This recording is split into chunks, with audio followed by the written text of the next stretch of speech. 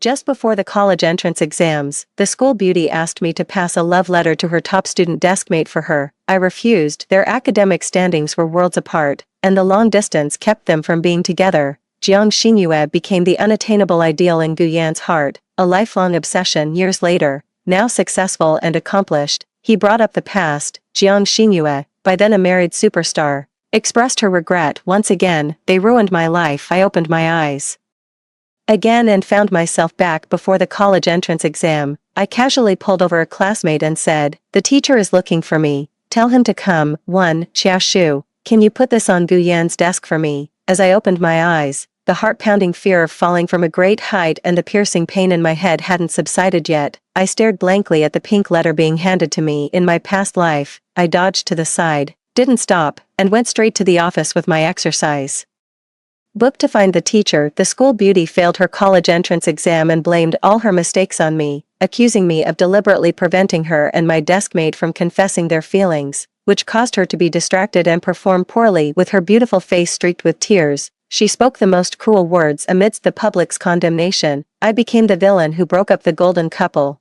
the jealous and malicious third wheel, because I went to the same university as Gu Yan. I spent 4 years being pointed at and looking down. He resented me, even hated me. He resented me for not letting them express their feelings, and hated me for causing him to lose his love forever. My personal information was exposed, and I was cursed by countless people. After my mother's car accident, I jumped off the roof of my high school. Why would I refuse? I had my own private reasons. I'd liked Gu Yan for 8 years. He was the boy I'd had a crush on since childhood, and I wasn't about to push him into someone else's arms. Gu Yan moved in next door with his parents when he was 8. Our families had business dealings, so it was only natural we grew closer. On top of that, his parents were often away on business trips, so my mom would frequently invite him over for meals. I was a bit of a troublemaker growing up. My parents always said I didn't act like a proper girl, more like a tomboy. Gu Yan was a quiet soul. He read in silence, ate in silence, and quietly helped me clean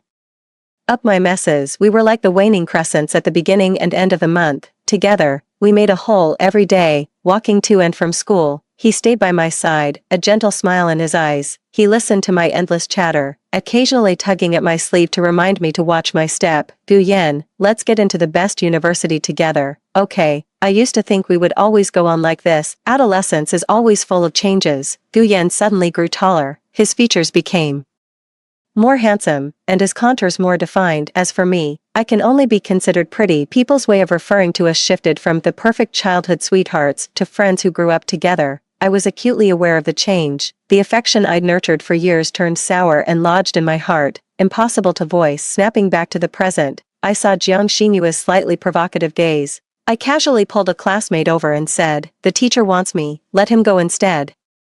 With those icy words, I picked up my workbook and headed for the office. On the way, I quickly sorted out my current situation. Since I've been given a second chance, I absolutely refuse to have anything to do with you two, you scumbag and that wretched girl. I won't let you ruin my life again. After a moment's thought, I walked into the office to find my homeroom teacher. "Teacher, I've been having some minor issues with my eyes lately and can't see the blackboard clearly. Would it be possible for me to move to a seat closer to the front? Since Xiao Zhou is on an extended sick leave, her seat has been empty. Could I possibly sit there?" The homeroom teacher agreed without hesitation. After all, I was one of the top 10 students in my grade, so I rubbed my eyes hard and went back to the classroom to pack my bag. "Xiaoshu, what did the homeroom teacher want? Were you crying? Did he yell at you?" My deskmate in front turned around and asked with concern. No, it's nothing like that. I think there's something wrong with my eyes. I made several mistakes copying notes from the blackboard last time.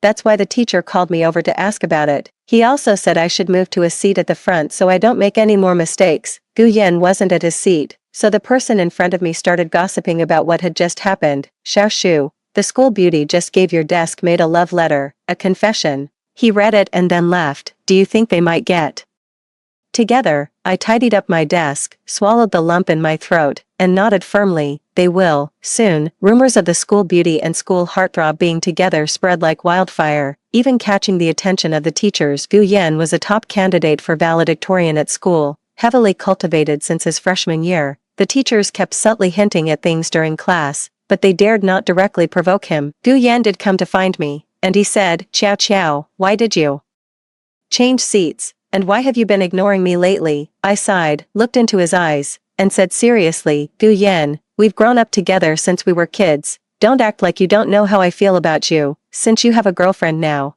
I'll let go of my feelings for you. Gu Yan averted his gaze guiltily. You're like family to me. I never wanted to hurt you. I thought to myself, oh, really? But you'd tear me apart, leave me shattered, and claim you wouldn't hurt me. You're a hypocrite, all righteous and self-righteous. But I still said, no, we're just classmates now. I don't like you anymore, and I don't want to get involved in your affairs. Let's just stop here. From now on, we'll go our separate ways. Gu Yan stammered for a while but didn't say anything more. I used to like his quietness, but now I despise his indecisiveness later. He was immersed in the sweetness of love and had no time to care about me anymore. He was busy making sure to drop his girlfriend home on time, so we won't be going home together anymore under the streetlight. My shadow stretches long and thin this path, after all, must be walked alone too. In the days that followed, I poured all my energy into grinding through practice problems. I tuned out the outside world, dedicating my heart and mind solely to my studies. I listened intently for the full 40 minutes of each class,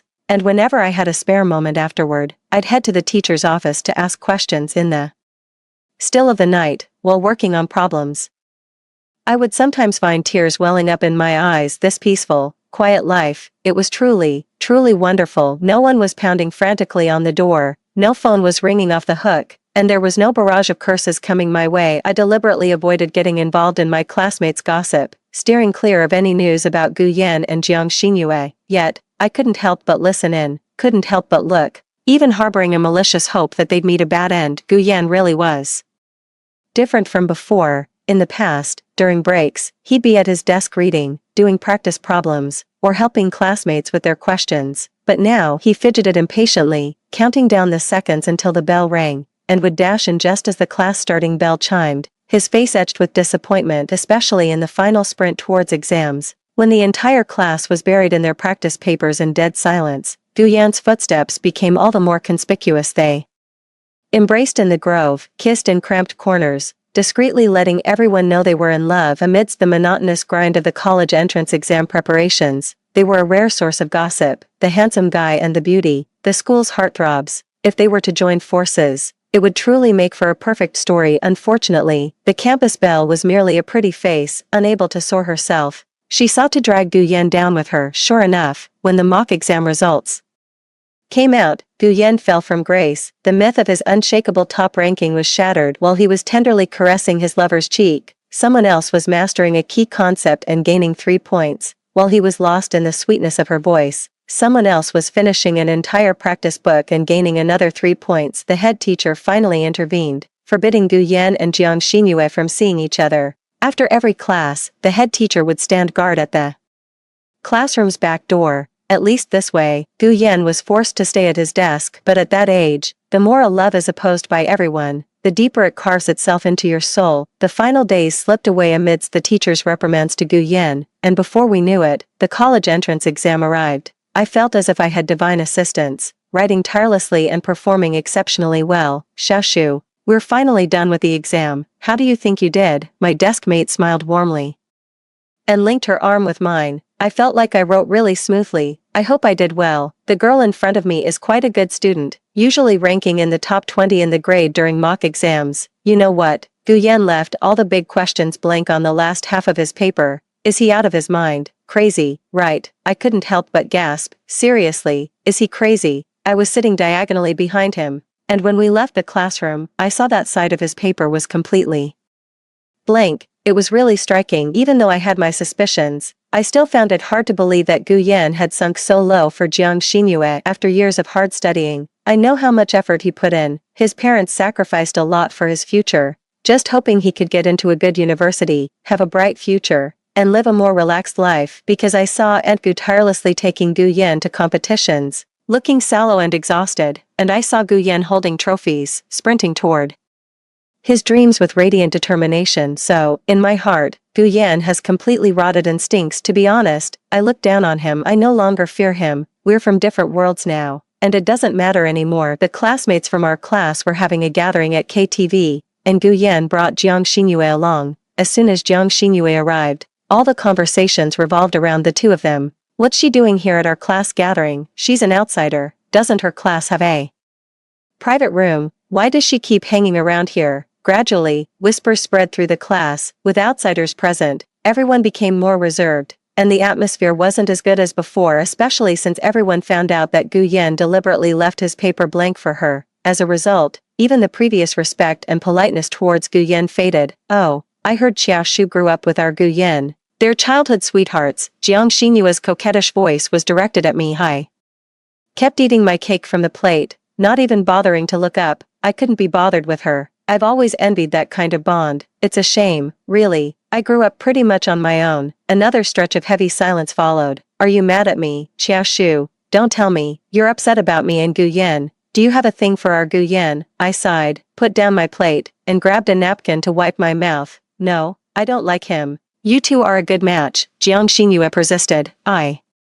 know it's natural for a girl to have feelings for a brother she grew up with. I don't mind. She was dead set on pinning this crush on Gu Yan label on me. And in a situation like this, no less, sometimes I really don't get why she's always clinging to me. I'd barely spoken to Gu Yan in months. I glanced at Gu Yan, wondering what his stance was, allowing his girlfriend to act so unreasonable. Gu Yan avoided my gaze but still took Jiang Xinyue's hand. Xiao Shu is my childhood friend. You're overthinking it. Come on, yeah, let's go check out your class's private room. My desk mate leaned over and said to me, at least they have some conscience. Are these two crazy, showing off their love at a class reunion? How tasteless. Feeling the faint glances of my classmates around me, I knew I couldn't just sit back and do nothing. I picked up my drink, stood up, and said to everyone, maybe they're just having a little marital spat, and I don't know why it's dragging me into it. We've been so busy grinding through problems together these past few months, and I feel so wronged. My former desk neighbor chimed in with a playful remark. Are we also part of their little drama? As soon as this was said, everyone burst into laughter and raised their glasses. I declared loudly, classmates, the light boat has passed countless mountains. With the vigor of youth,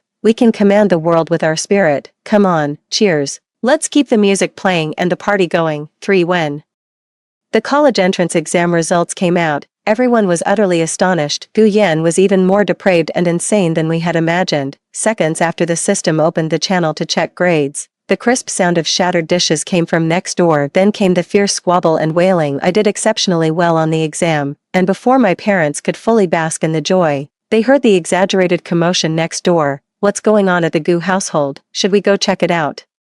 I quickly grabbed my parents' hands and said, no, Gu Yan and I have been on bad terms for a long time. He even had his girlfriend make things difficult for me at the class reunion. Dad was furious. Why didn't you tell me about this? Did they bully you? That little brat. I'll go teach him a lesson. I pulled back forcefully and said, no, I fought back. Anyway, let's just keep our distance from them in the future. Hearing the squabble next door, I felt sorry for uncle and aunt, but also a bit of schadenfreude in my past life. At this very time, my photo was posted on the school forum. The comments were filled with curses and insults directed at me, the other woman, along with endless remarks about my appearance. I was just an ordinary girl, pleasant looking enough, yet I was bombarded with countless verbal attacks. I hid under my covers, crying as I scrolled through those comments. The joy of getting good grades vanished instantly, washed away by a tsunami of anguish that left me struggling to breathe. I was so terrified that I even sent my mom to school to submit my college applications for me. I spent what should have been the best holiday of my life holed up at home,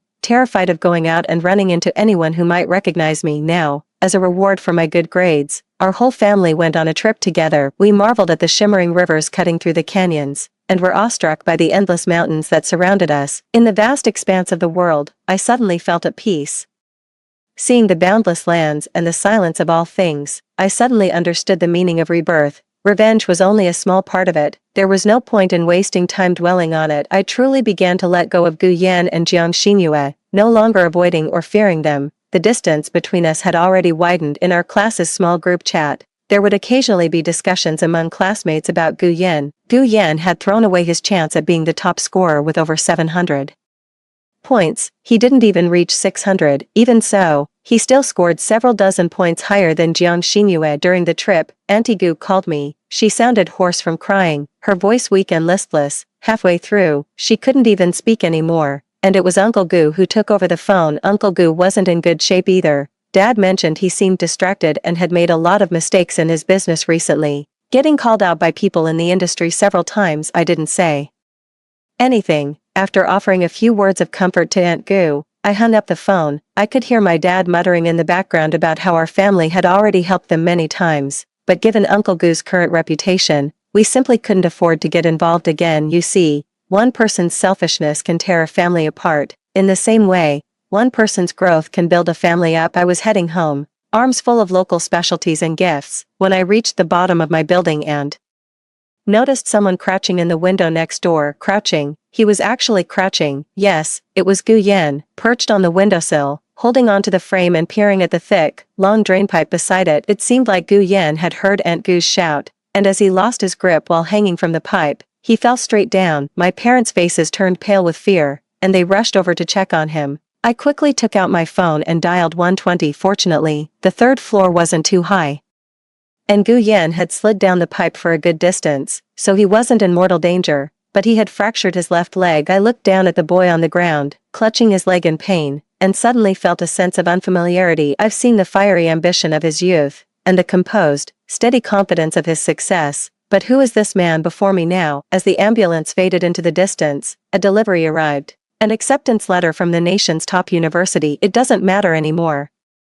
My future is dazzlingly bright, for after all that drama, Aunt Gu finally gave in. Gu Yan and Jiang Xingyue ended up attending the same ordinary university together. Arriving at the new campus, I leveraged memories from my past life and relentless effort in this one to consistently rank at the top of my class. I finally figured out what I wanted to do, who I truly wanted to become. My dream truly harked back to my childhood. I wanted to be a scientist, so, when it came time to choose a major, I selected nuclear engineering. Nuclear engineering is a completely new field for me, and every day is fulfilling. I may not be as smart as others, so I have to work harder. Although I study until my hair falls out every day, I'm still excited and thrilled. From my freshman to junior year, I actively participated in various competitions, closely following every research opportunity at school. At first, with no experience, I could only earn a participation award. As my experience grew and my knowledge expanded, I was able to win gold medals and national awards. After accumulating enough awards,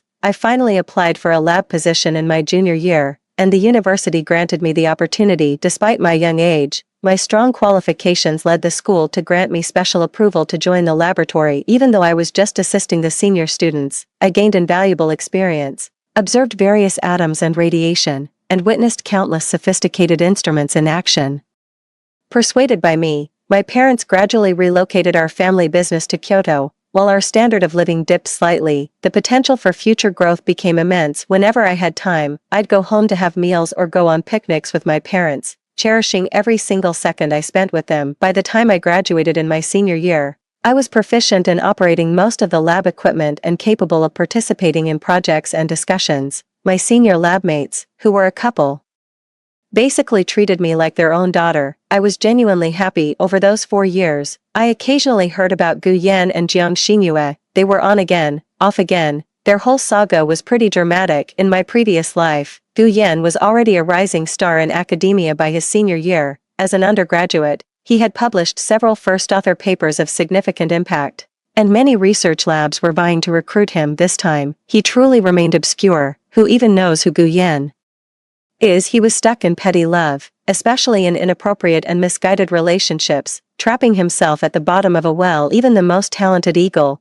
raised among chickens, would struggle to learn to fly. During my 3rd year of graduate school, my senior colleagues and I collaborated on a national project to develop ways to actively improve weapons using nuclear resources. The 3 of us have been officially registered at the National Research Institute, hired as research interns, and are now part of a key talent development program. I've also authored several high-quality papers as the lead researcher, with one even being published in an international scientific journal. Now, many in the research community are starting to recognize a rising star, Xiao Shu. Finally, I'm surrounded by goodwill, admiration, and a sterling reputation. The school provided us with a new lab, equipped with more sophisticated and complex instruments, and the lab also had a high level of confidentiality while researching atomic transformation. A minor error in the ratio caused a significant outcome. A small explosion occurred inside the lab's sealed chamber. The commotion was loud enough to alert our supervisor downstairs. Although we only had minor scratches, Our supervisor quickly bundled the three of us into the car and sped off to the hospital. While waiting in the registration line, I spotted Gu Yen. He was still tall and thin, but his skin had grown noticeably rougher than before, his eyes had lost some of their sparkle, and his clothes were a bit wrinkled. Our eyes met. Holding his registration slip, he gave an awkward, strained smile. Chiao, what are you doing here? Are you feeling unwell? The long-missed address caught me off guard. Gu Yen, long time no see. I just had a minor scrape, so I came to the hospital to check it out and pick up some medicine. Is that so? Chiao, you become so much more beautiful now. Are you working? No, I'm still studying. I'm currently involved in some research work. The conversation had run dry, and we were both struggling to keep it going. Yen, I'm all set over here. Jiang Xinyua's voice came from the left. She was still beautiful, but with all that heavy makeup, she looked a bit tackier than she used to. I glanced at the clinic behind her. I couldn't make out the details, but seeing all the pregnant women with their bellies, I understood the situation. Is that Xiao Shu? I almost didn't recognize you. Jiang Xinyue froze for a moment when she saw me, then, visibly panicked, she grabbed Gu Yan's arm, clinging to it tightly. Before looking up at him, the senior sister sitting nearby nudged the senior brother with her foot. Getting the hint, he quickly stood up. Xiao Shu, it's our turn. The advisor is waiting over there. Let's go. My senior is tall and handsome, standing at nearly 190 centimeters. His presence is quite imposing. He threw an arm around my shoulders and started walking. A bit surprised, I could only go along with his momentum, hastily saying my goodbyes as we left. Once we were almost out of sight, he finally took his arm off my shoulder. So, what do you think? Did I come through for you or what? I looked at my senior sister, feeling a bit embarrassed. My senior sister smiled and said, it's fine, I asked him to do that. The atmosphere back there was clearly off, so I had your senior brother back you up. I linked arms with my senior sister affectionately. Thanks, sis. Love you. 5. After leaving university, I pursued further studies at a research institute for several years and participated in several national key experimental projects. Now, I can be respectfully addressed as Professor Chiao, probably because I was busy reading materials and conducting experiments, which took a lot of energy. I've become much thinner than before, and my features are more defined with long-term refinement. My overall demeanor has become very calm and serene. When the TV station came to our research institute for an interview, my colleagues put me forward to speak on camera. My popular science lecture on nuclear engineering aired on CCTV and garnered over 100 million views on short video platforms, giving me a bit of a breakout moment. As a result, for any future science outreach events or interviews, the institute sends me as their spokesperson. I've been in relationships before, but none of them ever led to marriage. I simply don't want to get married. For me, relationships are about fulfilling my emotional needs and adding a little extra richness to my life. They're the icing on the cake, nothing more. They haven't inspired in me any desire to marry. I've finally broken free from the shackles of life's dead ends. I have no intention of chaining myself down again with marriage. Besides, living at the research institute year-round, taking on the burdens of marriage, children, and education would simply be too much. When two sides are locked in a stalemate, trying to weigh their options, the most likely outcome is that both end up losing. The high school reunion was held in a private room at a restaurant. Quite a few people showed up, but Gu Yen wasn't among them. After everyone had eaten their fill, the conversation started flowing. When the topic turned to me, they all began to tease me good-naturedly. You're amazing, Xiao Shu. My son was just watching one of your lectures the other day. He really looks up to you. Yeah. Now we have to call him Professor Chiao. I saw the news report on the new achievements. And you were the main person in charge. You're probably the most knowledgeable person in our class now. Back then Gu Yen was also very brilliant in studies. As soon as these words were spoken, many people fell silent for a moment. It seemed everyone thought of Gu Yen, the former academic genius, who is now obscure, and felt a sense of regret. The conversation then shifted to Gu Yen. I invited him, and I thought he might join us for a meal. Alas, well, but he really did help me solve so many problems back in the day. Exactly. I only understood a lot of the concepts after asking him. He explained things so well. What a shame, really. I wonder how he and that campus beauty queen are doing now. They were quite well known at that university. There were always posts about them on the school forum, but I don't know about now. My classmate in front leaned close to my ear and whispered, I know, they got married. I remembered seeing them at the prenatal clinic in the hospital before. I figured they probably have a child who is a few years old by now. My classmate in front added, they got married because they had a child, and they didn't even have a proper wedding. But I heard the other day that they might have gotten divorced. I'm not sure if it's true. I was a bit surprised, but not much else. Next, my deskmate shared some gossip from Guyan's school forum. Guyan and Jiang Xingyue immediately caught attention when they entered school. Their good looks made them regulars on the confession wall. At first, Guyan was indeed serious about his studies. People often snapped photos of him studying in the library, which made Jiang Xingyue quite jealous. So, starting from some day, Jiang Xingyue began showing up at the library, but she was hardly the type to sit quietly and study. Bored and restless, Jiang Xingyue would go and bother Guyan, and the noise they made even made it to the forum. Though this time it was a teasing post, Guyan probably felt embarrassed, so he rarely went to the library anymore. Not only did he have to study his own major, but he also had to figure out ways to get Jiang Xingyue to study. Focusing on two things at once is impossible, and Guyan's grades have always been mediocre.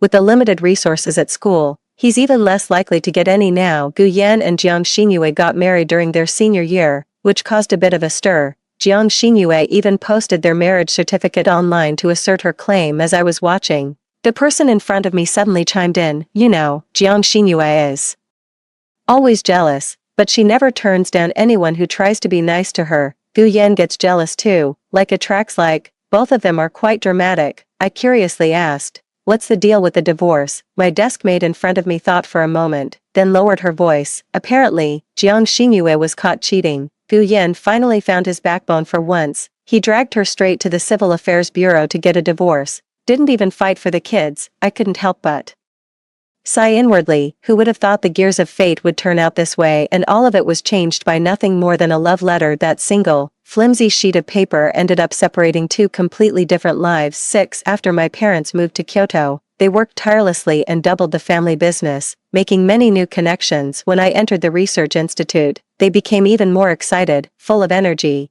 and their health improved significantly. They constantly talk about expanding and strengthening the business, and striving to live longer that way. If I fail a project and get thrown in jail, they can still find someone to help get me out. I found it amusing, but seeing their high spirits and enthusiasm, I let them be. On weekends, we usually make dumplings as a family. I can only roll out the dough, so I sit by and watch my mom prepare the filling. Suddenly, my mom's phone on the table rang. It was Aunt Gu calling. Mom stirred the bowl with her chopsticks and said to me, "Xiaoshu, answer the phone, I'm busy." I pressed the answer button. "Hello, Aunt Gu." After a brief silence on the other end, Guyan's tired voice came through. Xiaoshu, it's me, Guyan. Is there something you need?" "My mom's busy, you can tell me, Xiaoshu. My mom's been admitted to Kyoto Hospital and needs surgery, but we just can't get her scheduled, so, I was wondering if you could possibly help us pull some strings." Before I could even respond, Guyan quickly added, "Her condition is a bit complicated, and we really can't afford to wait any longer. I'm truly begging for your help." I thought for a moment and said, "I'm familiar with the department head at Kyoto Hospital. Send me the details, and I'll reach out for you." When Aunt Gu was having her surgery, my mom and I went to the hospital to visit, bringing some dumplings with us. Guyan sat on the chair outside the hospital room, looking utterly haggard and gaunt. Dark stubble covered his chin, and his eyes were bloodshot, a clear sign he had been keeping a long, exhausting vigil. Mom handed Guyan some dumplings, urging him to eat something. He swallowed with difficulty, remaining silent the whole time, a picture of complete wretchedness. I could see he was in a pitiful state, but I felt no pity for him. In my past life, when he sat in judgment and orchestrated the online mob against me, I was the one who was pitiful. When I jumped from the rooftop, I was the one to be pitied more. But back then, who was there to take pity on me? After the surgery, the attending physician explained the situation. This operation could only alleviate the patient's suffering, but it wouldn't stop the disease from progressing. It's already at a terminal stage. There's no saving them. Aunt Gu probably only has about 2 months left. Guyan stumbled out of the ward, sat down, and buried his face in his hands. I asked him, why did Auntie Gu suddenly fall ill? She had always been in good health before. Guyan suddenly seemed to lose all his strength and broke down in tears. "It's all my fault, all my fault. The doctor said it's a disease caused by excessive worry. I've made her angry too many times. I've disappointed her too much." Guyan's voice choked, his words incoherent. "I was wrong. I really know I was wrong. I shouldn't have been with Jiang Xingyue. I shouldn't have wasted my studies. I shouldn't have been so willful. I was wrong. I was wrong." Watching this man in tears, I suddenly felt a flicker of inspiration and spoke softly, with your intelligence, if you had gone to medical school back then, you could have treated Auntie's illness yourself. With a soft sigh, I turned and walked away. Regret it, just go on regretting it, fantasize in your heart, over and over, about the beautiful ending you could have had, and layer upon layer, deep in your own guilt. Did I get my revenge? In truth, I didn't do anything. I even lent a helping hand this time, yet I got the outcome I wanted, and it felt utterly exhilarating. Dying is too easy, better to live on, full of regret, for a long, long time, haunted by memories of past excellence and trapped in a powerless present. Both torments will forever follow him. At first, one might resent their own wrong choices, but over time, they can't bear to blame themselves and start blaming others, the one who influenced their decision. Even the purest, flawless moonlight can turn into a sticky rice grain stuck to the sole of your shoe. Even the most beautiful infatuation in youth, after repeated resentment in the heart, can become the main culprit that ruins one's life. Gu Yen, live well, forever trapped in sin, carrying the repentance for your mother, and also the repentance for the me of the previous life. 7. Aunt Gu still couldn't make it past 2 months, probably because the family had no savings, and the funeral was very simple. I sent over a bouquet of white chrysanthemums and sat with a few older women at the table, listening to their gossip. A woman holding a child whispered in a hushed tone, his mother died of anger because of him and that beautiful wife of his. As soon as she said that, it captured the attention of everyone at the table, and they all leaned in to listen. His very beautiful wife ran off with another man, his mother fainted and was rushed to the hospital. Just as she was starting to recover, the woman came back. Guess what she came back for? The aunt in the yellow outfit chimed in at the right moment. What are you back for? She demanded money, claiming she had given birth to a son for the Gu family. She insisted on being paid, or else she would take the child away. The Gu family immediately got into an argument with her, almost coming to blows. What happened next? How did it end? As the two argued, someone said in a fit of anger, who knows if the child is even the Gu family's? Well, that really stumped the woman. The lady in yellow widened her eyes. No way, could it really not be? As soon as the woman got stuck, the Gu family knew something was off and immediately arranged for a paternity test.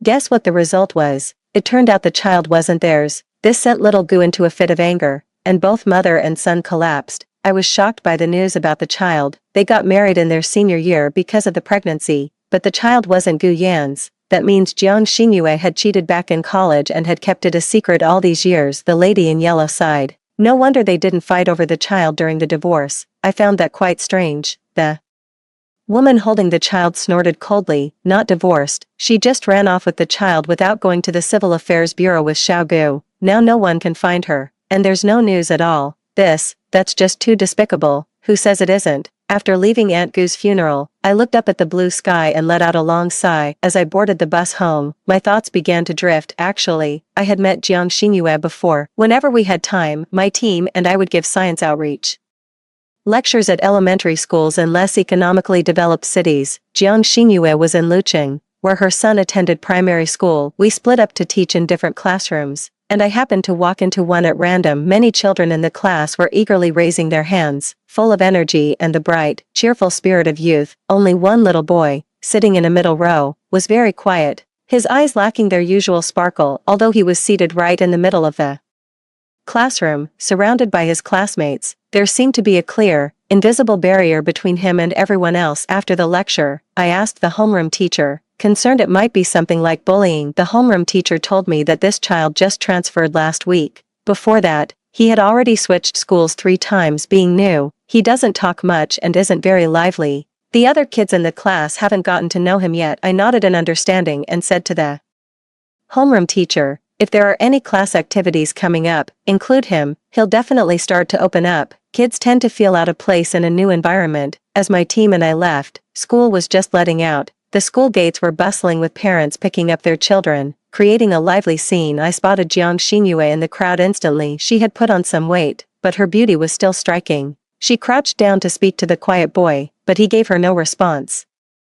Perhaps I had been staring for too long, because Jiang Xingyue noticed my gaze. She froze for a moment, then slowly rose to her feet. Her eyes suddenly turned fierce, and she lunged at me without a second thought. It's all your fault, all your fault. You're the one who ruined me. A male colleague immediately stepped forward to restrain her, seeing her wild, snarling, and ferocious appearance. I found it hard to connect her with the delicate campus belle she once was, a torrent of foul language spewed from Jiang Xinyue's mouth, causing many people to frown in disapproval. You see, some people can never see their own faults, they only know how to shift the blame onto others. Seeing the little boy with teary eyes behind Jiang Xinyue, I spoke up. Jiang Xinyue, the child is watching. Do you still want to continue? It seemed that maternal love had suddenly awakened, and Jiang Xinyue stopped talking, but she still glared at me fiercely. I found it strange, although we've had our conflicts. We met at the hospital last time, so there shouldn't be such intense hostility. Suddenly thinking of something, I tentatively said, I thought you'd become a big star. In an instant, Jiang Xinyue exploded, reaching out to me frantically, her shrill scream echoing once again, it's you, you're the one who did this, this isn't my life, this isn't. Indeed, Jiang Xinyue had also been reborn. When Jiang Xinyue went berserk again, a man pushed through the crowd, clamped his hand over her mouth, and dragged her away. Sorry, my wife's been acting strange lately, always having these episodes. As he spoke, the man glared angrily at Jiang Xinyue. Why do you keep going on about some big star? Isn't it embarrassing? The little boy silently followed the man, while Jiang Xinyue continued to struggle. I turned to ask the homeroom teacher next to me, who is this? That's the child's father. He was the one who handled the school transfer. I'm so sorry, Professor Chiao, the mother rarely picks him up. So we had no idea she was in that situation. It's alright, 8 years have passed, and I am now striving to attain the title of academician. At the class reunion,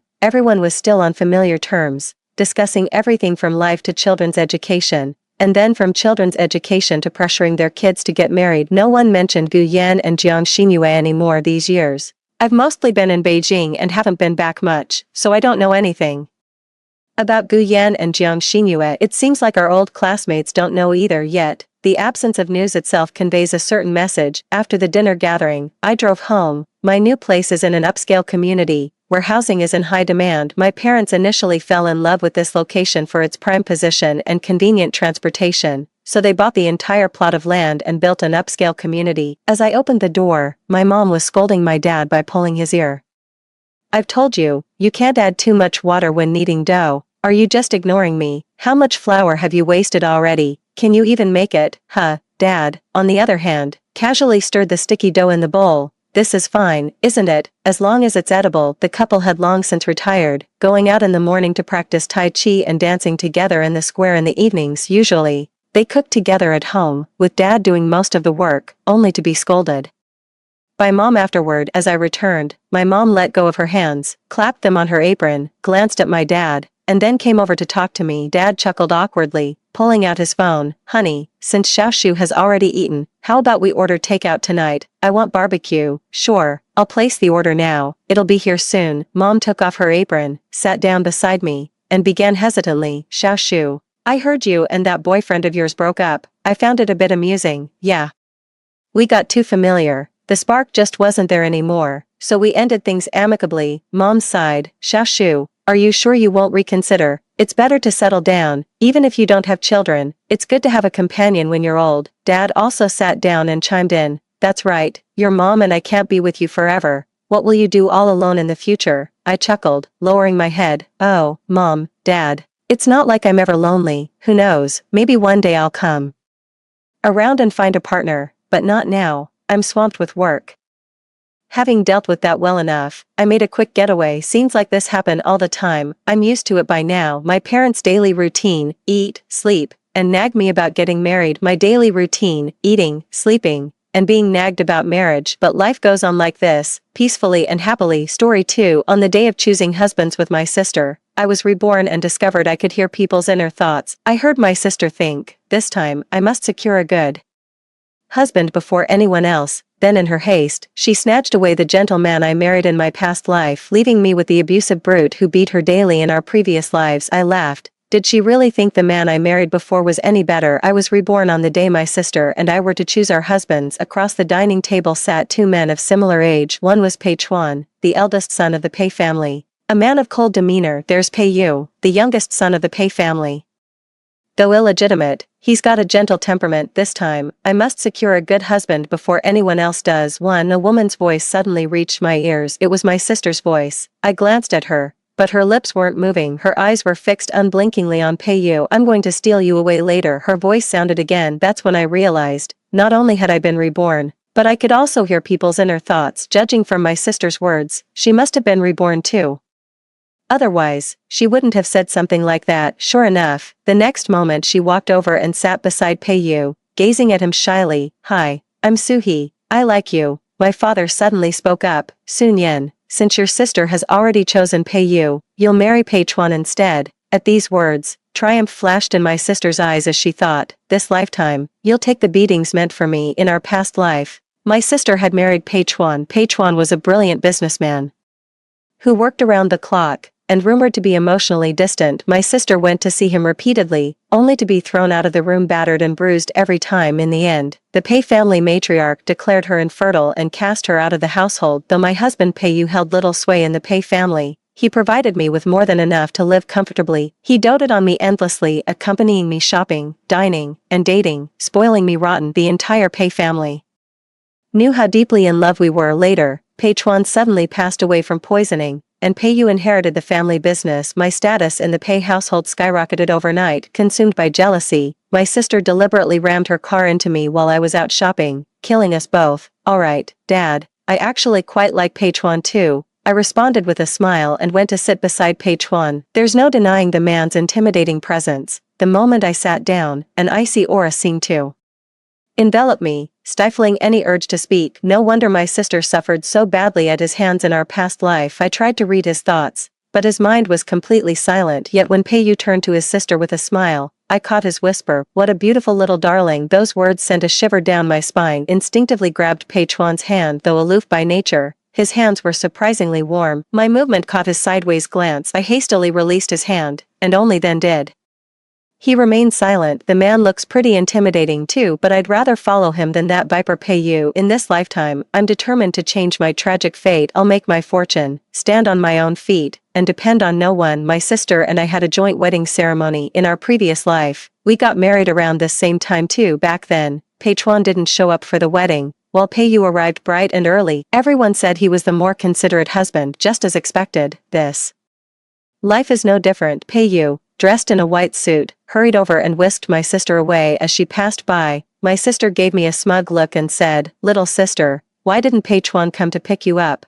I simply smiled and replied, "No need for your concern, sister, you should worry about yourself." My words made her face darken with displeasure. "Go ahead and laugh, let's see if you'll still be smiling after what's coming." With that thought, she headed downstairs with Pei-yu. But it's too soon to say who'll have the last laugh remains to be seen. Pei-chuan's absence from the wedding left me and my sister subjected to the same gossip and judgmental stares we endured in our past lives. My sister beamed with delight, breathlessly confessing to Pei-yu, "I love you, Ayu." She then pressed her lips against his, pulling away with glistening traces of saliva before fixing her gaze mockingly on me. I knew she was waiting to relish my humiliation, but I'm no fool. I won't storm off in anger like she did in my past life. That would have given both the guests and the Pei family ammunition for gossip. 3. I remember how everyone said my sister lacked composure and was unfit to be the Pei family's eldest daughter-in-law. Consequently, old Madame Pei never treated her kindly after the marriage, making her life in the Pei household utterly miserable. I held the microphone and flashed the audience a confident smile.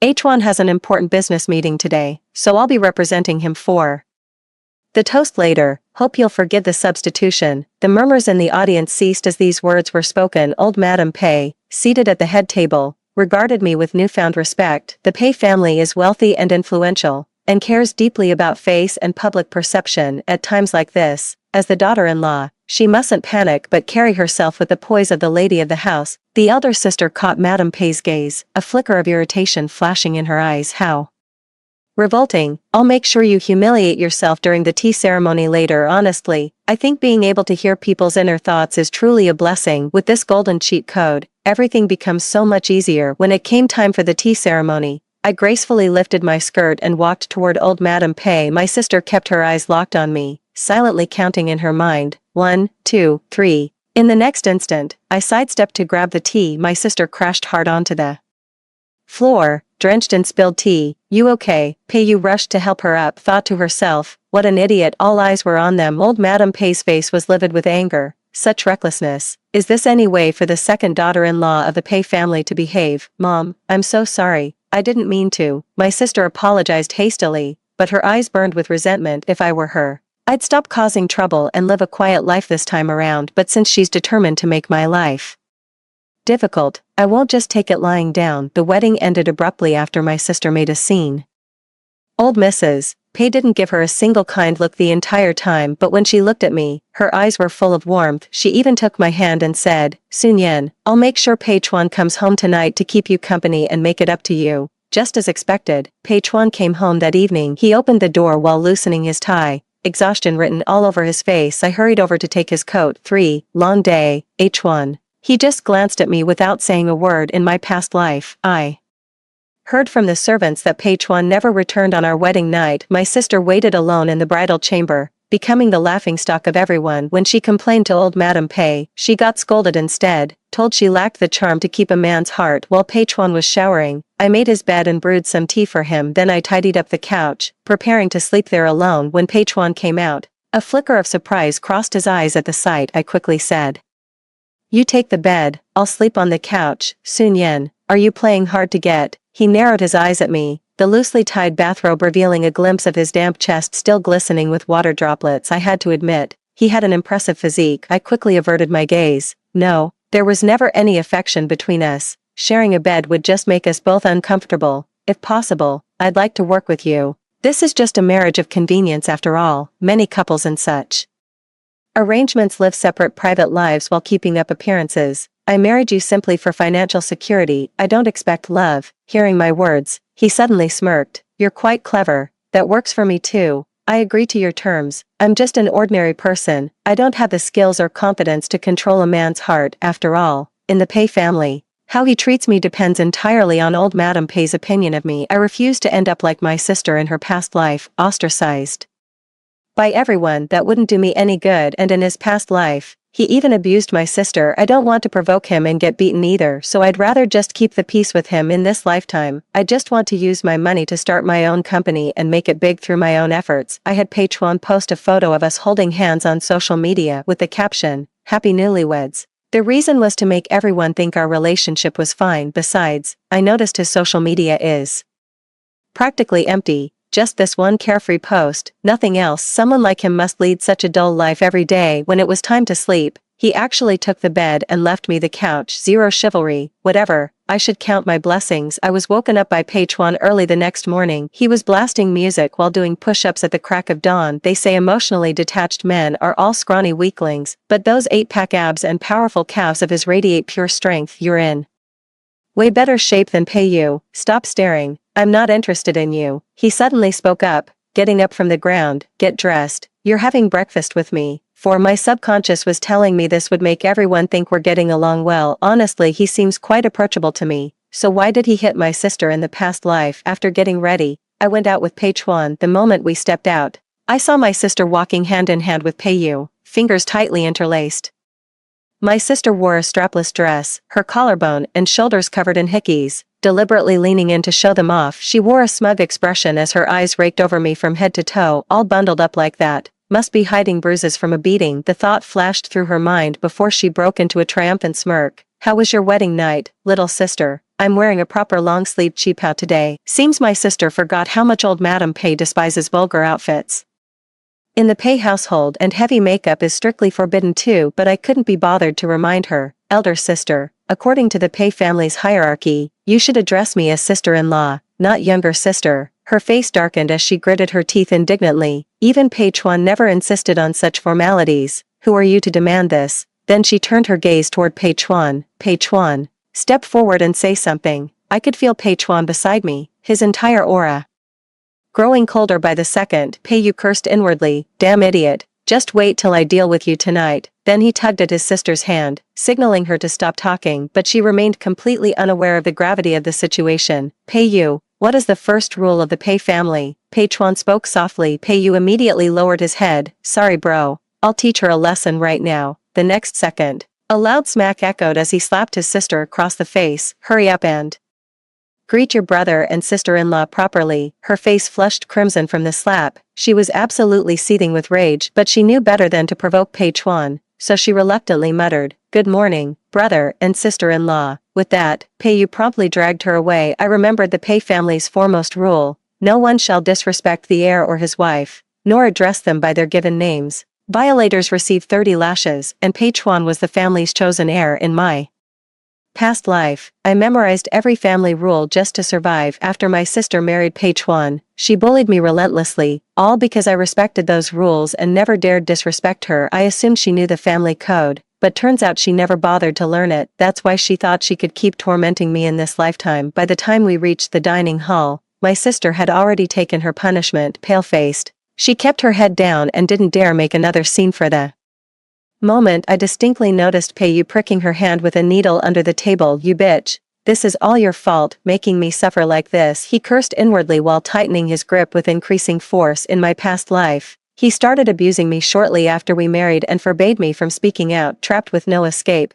I endured immense suffering. That's why I'd rather stay with Pei Chuan than be with him. Sis, you chose this husband yourself in this lifetime. Don't blame me for it. When old Madame Pei arrived, we all stood up to greet her, leaning on her cane. She was about to motion for us to sit when her gaze locked onto my sister. My sister hadn't changed. She was still wearing that strapless dress. Sensing the old woman's gaze, she forced a smile, looking thoroughly embarrassed. "Mom, it was all Ayu's doing. He said he wanted me to have his baby." At these words, the old woman flew into a rage and struck her across the back with her cane. "Shameless hussy, what happens between you two is your business.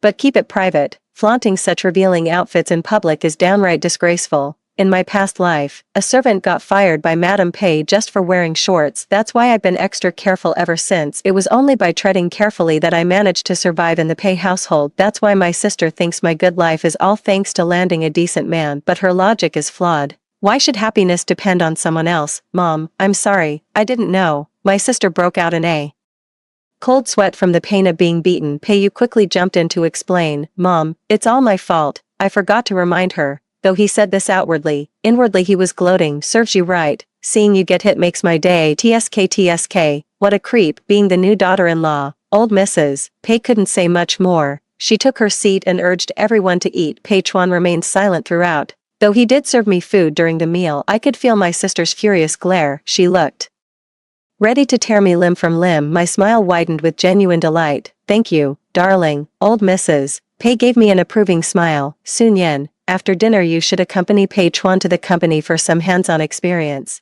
As the eldest daughter-in-law of the Pei family, it's essential you familiarize yourself with business matters." I knew old Mrs. Pei would say that. In my past life, she'd said the same thing to my sister at the dinner table, but my sister just replied, "I don't want to study. I'll always have H1 to depend on." She turned her back on such a golden opportunity, left penniless when kicked out of the house. "Okay, Mom," I replied to the old lady. Pei Chuan took me to the company. In the car, I kept trying to read his thoughts, but there was nothing. Of course, a man like him wouldn't be tied down by anything or troubled. After arriving at the company, Pei Chuan took me to his office. "Wait here for me." With those words, he walked out. Through the glass door, I saw him hurrying to the conference room. Curious, I followed him. I saw him in the conference room negotiating with a British man about selling his product formula to Pei Chuan. Good thing I did my homework beforehand. The Pei family's loaded, and this formula's barely worth a few hundred RMB. This time, I'm gonna fleece them good. I could hear the British man's inner thoughts. I shot him a surprised glance. His face remained poker stable, giving zero hint of the shady scheme brewing in his mind. He quoted a steep price of 3 million. Pei Chuan hesitated and left the offer hanging. "What do you mean?" Seizing the momentum, he added, "Mr. Pei, this product will deliver value far beyond 3 million. Just as Pei Chuan was about to agree, I barged in through the door. I greeted the British man with a simple hello in English. Then I picked up that bottle of skincare serum he developed and examined it. As a woman, I understand skincare better. Your formula only has brightening agents, no anti-wrinkle or anti-aging properties. And you're an engineer, you know better than I do that whitening claims are mostly marketing hype with minimal actual effects. So tell me, what makes this formula worth 3 million? The British man froze on the spot. Pei Chuan watched me with amused interest. Not interrupting, I realized he was permitting me to speak with him this way. Emboldened, I continued, "But since this is an imported product, and you've promoted it on social media, the public already knows and trusts your brand. Therefore, I can offer you this amount." I held up one finger to him. "1 million, the man exclaimed in surprise. Jack, $1 million is more than fair, think it over. Pei Chuan fixed his gaze on him and said, no, no, no. I cut him off. I'll give you 10 grand. It's just a few $100 worth of stuff. 10,000 is already my final offer. The British man stood up in shock, stammering in broken Chinese, Miss, who are you? How can you quote like this? How am I supposed to do business this way? Fine, I'll walk away then. It's not like you're the only seller in town. With that, he turned to leave. Jack, I'll give you $1 million. Sign the contract now. Then I need you to apologize to my wife. 6. Jack immediately turned around at these words, his eyes lighting up with delight. I couldn't understand Pei Chuan's approach and hurriedly tried to stop him, but he shook his head at me, signaling me to stay silent. So I had to drop it. Boss Pei, you really know how to wheel and deal. Jack burst out laughing, then apologized to me. My apologies. I didn't realize you were Boss Pei's wife. Then Pei Chuan took him to sign the contract. After signing, I asked him in confusion, that thing is only worth a few $100. Why pay $1 million? Pei Chuan poured a cup of coffee and said leisurely, you've got good business sense, but you don't understand the market yet. Jack's formula itself is worthless. I knew that all along. What I'm after is the brand he built, though it's not hugely famous yet. The crucial thing is every young woman already knows it. With just a bit more promotion, I'll easily recoup that $1 million. Suddenly, everything clicked. So that's how it is. No wonder Jack was so confident. Coming here was definitely the right call. I'm learning so much. But I'm curious, how did you know it was only worth a few hundred? Pei Chuan fixed his intense gaze on me. I chuckled awkwardly. Just a wild guess. He didn't press further, so I seized the moment to propose taking over the branch office. In my past life, since Pei Yu held no standing in the Pei family, he couldn't offer me anything. I've always wanted to run my own business and be my own boss. That way I won't need to rely on anyone, just myself. Once I've earned enough, I can leave. You've got big ambitions. Don't tell me you're planning to take over the company, make your fortune, and then bail. He stared at me like he could see right through me. Damn, he's even better at reading people than I am. For the first time, I felt inferior. Even with all my advantages, I still couldn't measure up to him. I guess that's what you call natural talent. Of course not. I just wanted something to do. He took a sip of coffee and said, all right, but only after you've learned the ropes from me. In the following days, I shadowed Pei Chuan at the company for training. I gained valuable insights into interpersonal dynamics and business acumen. That day, to my surprise, he actually took the initiative to treat me to dinner. It's that upscale Western restaurant again. To my surprise, I ran into my sister and Pei Yu here. My sister was cutting steak for him when she spotted me and Pei Chuan. She immediately set down her utensils and stared at me in astonishment. Little sister, you're here too. Realizing her slip of the tongue, she quickly corrected herself. Brother, sister-in-law, you're here for dinner too. The next second, an inner voice spoke up again. Damn it, of all times to run into her. Can't afford to lose face now. Yes, H1 and I came for dinner together. I took Pei Chuan's arm, and he didn't pull away. Pei Yu hurried over to greet us. Brother, sister-in-law. Pei Chuan ignored them and simply led me to our seats. I could see my sister grinding her teeth in frustration behind me. She must be wondering why Pei Chuan didn't hit me and even took me out for dinner instead. She was waiting outside the restroom when I went in. The look she gave me could have swallowed me whole. That look in his eyes was identical to when he ran me over with his car in my past life. You must have gotten beaten black and blue by Pei Chuan in private. Stop pretending, you make me sick. I chuckled softly at her words while pretending to accidentally notice the needle marks on her arm. Oh my, sis, what happened to you? Why so many needle marks? A flash of panic crossed her eyes as she hastily covered her arm, glaring at me viciously. None of your business. This is just how Ao and I play, but I guess it's normal. You wouldn't know, since Pei Chuan probably hasn't even touched you yet, has he? Not like Ao, he keeps me up all night until I'm completely exhausted. TCH, she's clearly struggling yet still putting on a brave face. I really wonder how long she can keep up this tough act. I just smiled. That's great. Wishing you both all the happiness. The moment I said that, I just wanted to leave. She suddenly grabbed me by the hair. You bitch. Are you mocking me? I frowned, still the same lunatic as in my past life. I struggled, demanding she let go of me. Just then, Pei Chuan burst in and kicked her aside. Do you know the punishment for disrespecting your sister-in-law? Pei Chuan pulled me close, looking down at her with contempt. I remember. That offense meant being thrown into the dungeon. My sister had already managed to lock me in there once before. The place was crawling with countless rats, cockroaches, and snakes, so she knew exactly what punishment awaited her. My sister turned deathly pale with fear. Brother, I didn't mean it. Please don't treat me this way. But Peichuan wouldn't show mercy once he made up his mind. Nothing could change it. 7. He had Peiyu take their sister away. Peiyu cursed inwardly. Hope you rot in there. Always causing trouble. Peichuan led me back to the bedroom and checked my head. You okay? It's nothing. She just yanked my hair a bit. I pushed him away and straightened my clothes and hair.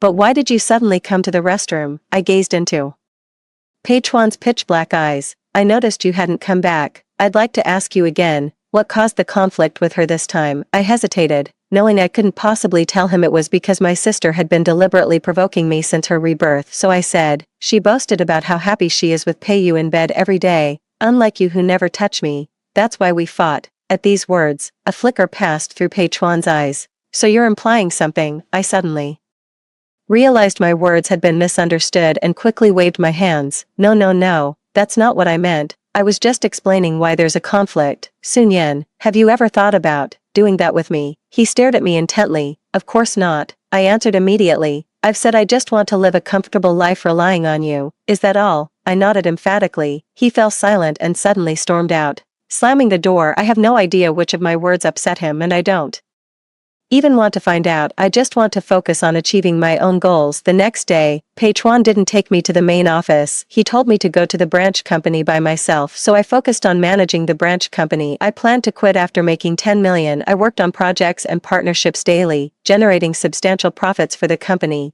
Madam Pei allowed me to take my cut directly from the earnings. Just as I was reveling in my financial success, my sister emerged from the dungeon that day. I happened to be coming home from work. I noticed she'd lost considerable weight, yet still took care with her makeup and wore lovely clothes. 8. She walked toward me step by step with Peiyu in her arms. Sis, I've already talked to Mom about shadowing you to learn the business ropes and help lighten your load. Peiyu thought to himself. Soon I'll make sure both you and Peichuan die together. It suddenly occurred to me. In my past life, Peichuan had died unexpectedly, so it was his doing, and in this life, he's not only targeting Peichuan again, he's coming after me too. I struggled to rein in my turbulent emotions as I stared at my sister standing before me. Fine, come tomorrow then, I said it deliberately, itching to uncover what sinister scheme she was brewing. The very next instant, her inner voice sneered, what a fool. Just wait, soon I'll finish you all off and live the high life alone. Turns out she'd been in the dungeon for days and was still lucid. Little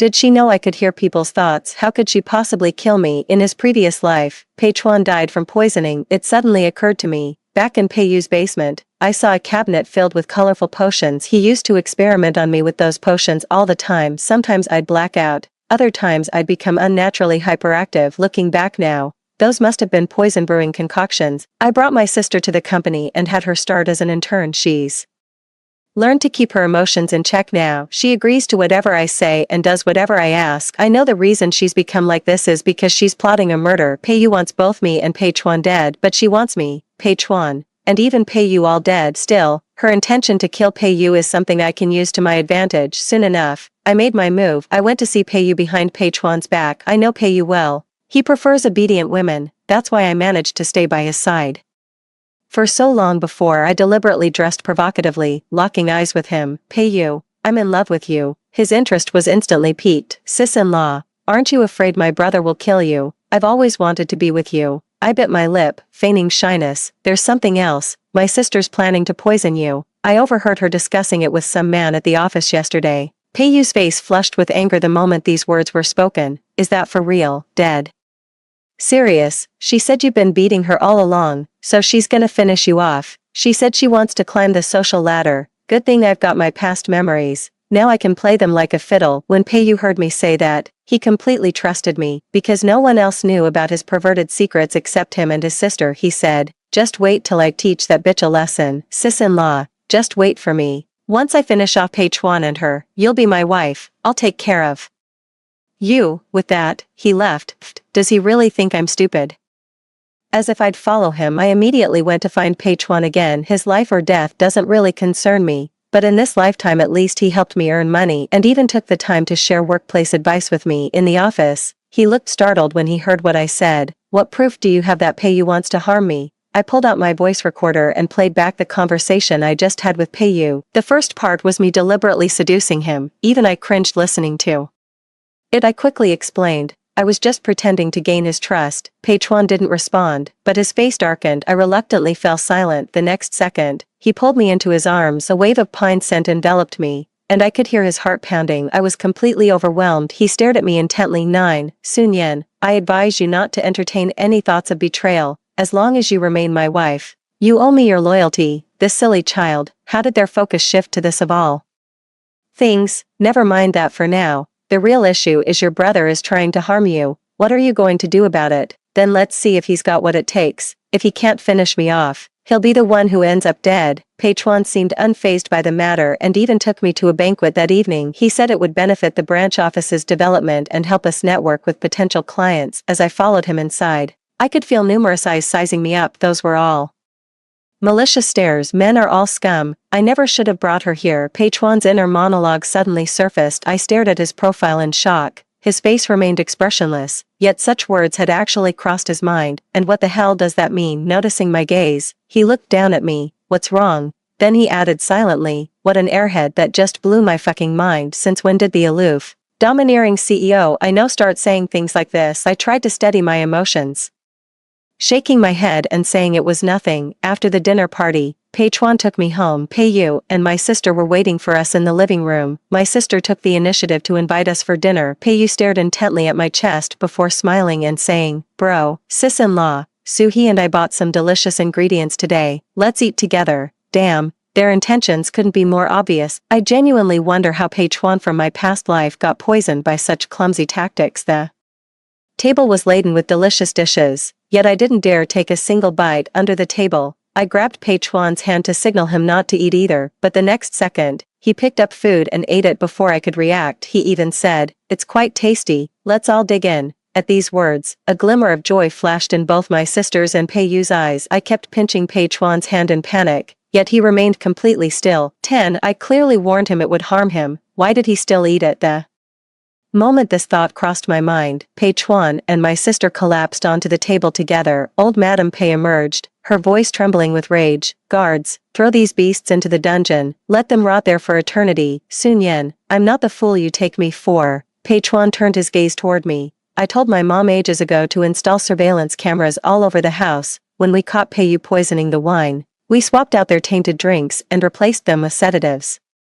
His voice suddenly dropped to a whisper. But you seem terrified of me dying. Don't tell me you've fallen for me. For some reason, my heart started racing when he said that. I didn't mean that. I was just afraid if you died, there'd be no one left for me to lean on. He flashed a radiant smile. Oh really? After my sister and Pei Yu were thrown into the dungeon, I finally breathed a sigh of relief. Those two people I feared most were finally out of the picture now that I've made enough money.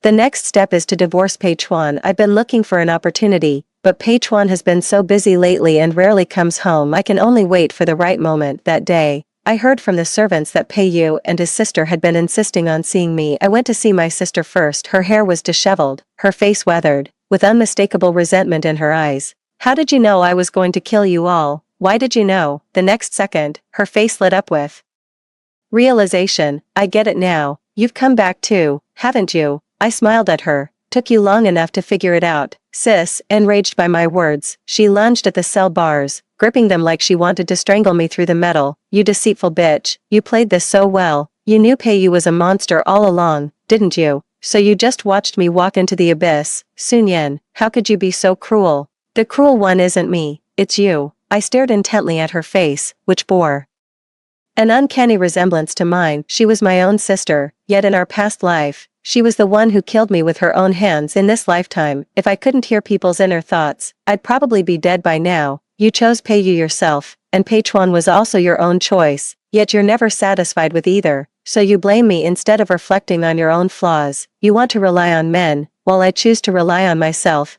That's the fundamental difference. But why is it that you can thrive with anyone you're with? My sister snapped at me. What you see is me doing fine, but behind the scenes I've been fighting to save myself, so I've earned every bit of this. But you put in zero effort, always waiting for others to rescue you. That's why you deserve ending up like this. I dropped that line and walked away. My sister roared in frustration behind me. Just you wait, next time I won't lose to you. Entering Pei Yu's cell, I found him meticulously folding his blanket. He still had the same obsessive-compulsive tendencies as before. Spotting me, he chuckled. Sun Yen, you're clever, exceptionally good at disguising your true self. You know what? I actually believed you'd follow me. I was ready to kill Suhee and Pei Chuan for you, but you gave me such a pleasant surprise. You brought this on yourself. That's what you get for being so vicious. I glared at him fiercely as his face gradually merged with the tormenting visage from my past life. The fire of rage in my heart burned even fiercer. He approached step by step, scrutinizing me from head to toe. If I weren't locked up, I'd pin you down and inject you with a serum that'd send you to cloud 9. Ha ha ha.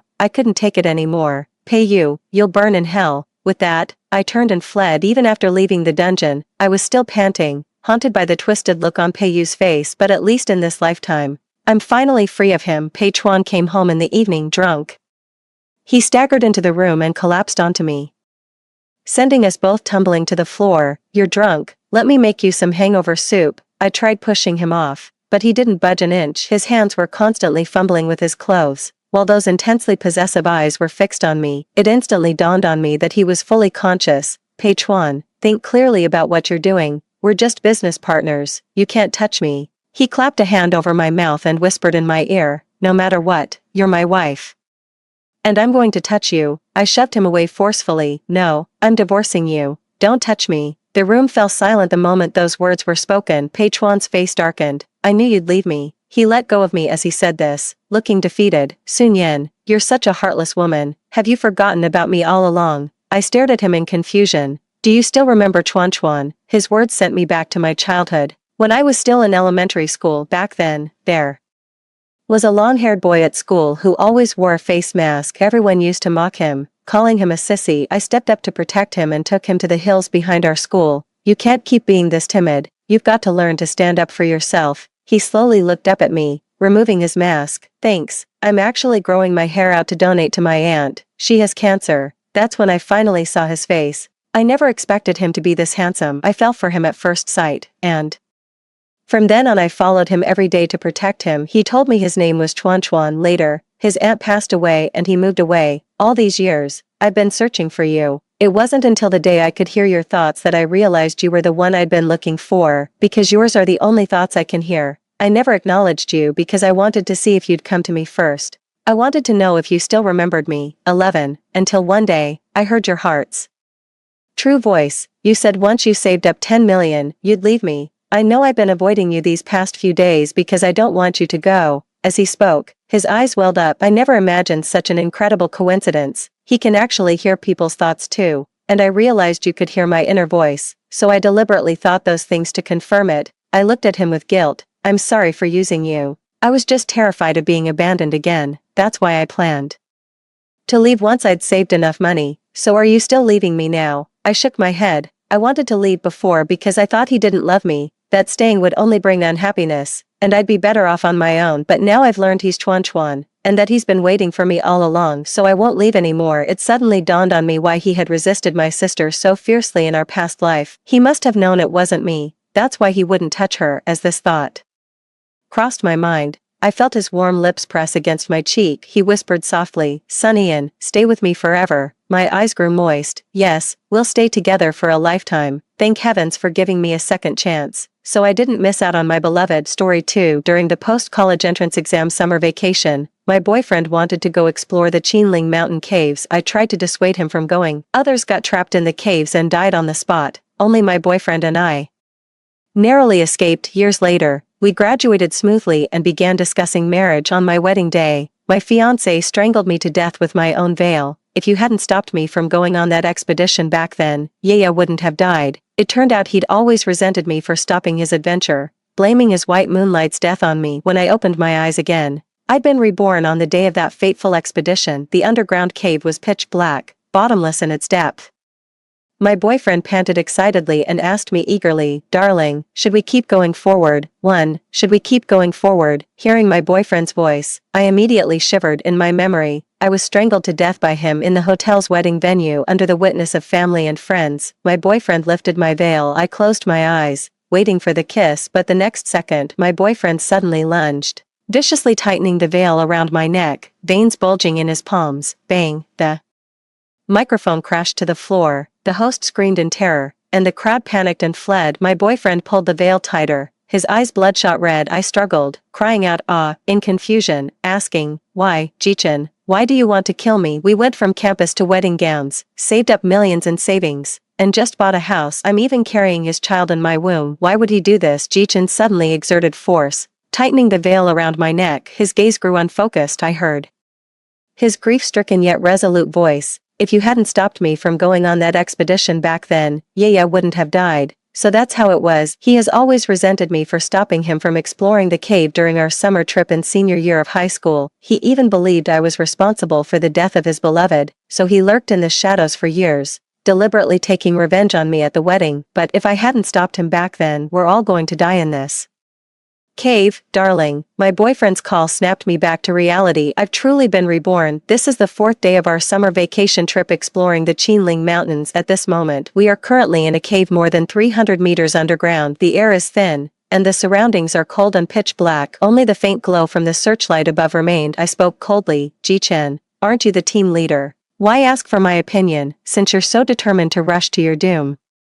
Then of course I'll oblige too. In the previous life, it was here that Ji-chen asked me if we should continue forward. At that time, sensing danger, I firmly pulled Ji-chen back the way we came, but my best friend Zhou Yu insisted on venturing deeper into the cave, and so we'll split up and part ways at this cave entrance. In the end, Zhou Yu's team got lost and was trapped in the cave, resulting in their deaths. My boyfriend Mingming narrowly escaped disaster because I stopped him, yet he turned around and blamed Zhou Yu's death on me. In this lifetime, there's no one to stop me, the boyfriend said decisively. Since everyone agrees, let's proceed further. Wait, I called out to stop them. I want to withdraw here. Nonsense, the boyfriend frowned and scolded sharply. We've come this far with great difficulty, and you want to turn back, I retorted. It was you and Zhou Yu who tricked me into coming here in the first place. I have no interest in adventure at all. The one who truly loves adventure is Zhou Yu, not me. After the college entrance exams ended, my boyfriend and best friend said they would take me on a trip to give me a surprise. I thought they would take me to some viral tourist spot, but who knew they'd actually bring me all the way to the uninhabited Qinling Mountains. Upon hearing my words, a flash of guilt crossed my boyfriend and best friend's faces. I sneered, I won't trouble you. Just give me a map. I can find my own way. We've been inside the cave for several hours now. The terrain here is complex, with several branching paths along the way, but with a map, I'm confident we can make our way back safely. Yet my boyfriend still disagrees. I'm not comfortable with you going back alone. Lingling, be good and stay with the group. Zhou Yu also chimed in. That's right, Lingling, we've come all this way with such difficulty. Why do you insist on backing out now? The others were giving me unfriendly looks. According to Ji-chen, these friends of his and Zhou Yu's had once pried open a locked cave in the scenic area to camp in the wild no man's land. They were all avid adventure enthusiasts. This time, they came to the Qinling Mountains specifically to explore this underground cave. What if we discover a gold mine here? Along the way, we've seen many traces of pre-liberation life. Who knows what other surprises might be inside? We could strike it rich. They had high hopes for this expedition. Therefore, regarding my departure, disapproving expressions appeared on their faces. 3. We were at a stalemate for a while. Zhou Yu spoke up. If you want to go back, fine, but leave your searchlight and supplies behind. On what grounds? I said coldly. The cave is pitch black without a trace of light. Asking me to hand over the searchlight to you is no different than demanding my life. Zhou Yu quickly hid behind my boyfriend, sticking out her tongue. You're leaving anyway. It's not like you'll need these things. Fine. Keep them if you won't give them. No need to be so fierce. My boyfriend glared at me. Enough. Hurry up and leave. The air is thin underground. You've already wasted enough of everyone's time. I said I'm not leaving. Can't you understand human language? Give me the map. Ji-chen frowned tightly, his handsome face showing impatience. I don't have any extra maps here. I didn't believe it at all. Rushed over to search my boyfriend's bag, and found a spare map. Then what's this? My boyfriend felt embarrassed, his expression turning somewhat unpleasant. Zhou Yu suddenly rushed out at this moment. With a rip sound, she directly tore the map apart. Are you insane? I exclaimed in disbelief. My boyfriend tightly gripped my shoulders. The map fragment was lightly tossed deep into the cave. Alright, now the map is gone too. Let's hurry and go. My boyfriend patted me. The others glared at me, annoyed that I'd wasted their time. Among them, a girl in red rolled her eyes at me. Had enough, Brother G. This kind of woman is just being dramatic. Zhou Yu also chimed in at the right moment. Lingling, you're not in good health, Brother G, and I really can't rest easy letting you go back alone. Just keep going with us. but in her eyes, there was unmistakable malice, knowing full well I'm not in good health, yet deliberately bringing me along for this adventure. Isn't that just wanting to see me make a fool of myself? I gritted my teeth and conceded through clenched jaws. Fine, I'll go with you. I'm staying to watch you all march to your doom with my own eyes, for nature's craftsmanship is both perilous and enchanting. We pressed onward, passing numerous stalactite formations and the rushing sounds of underground rivers along the way. So beautiful. Zhou was very excited and handed me her phone, asking me to take a photo of her and my boyfriend. She tightly held on to Ji Chen's arm, their fingers interlaced in the dim light. The way Ji Chen unintentionally looked at her was both restrained and affectionate, but all I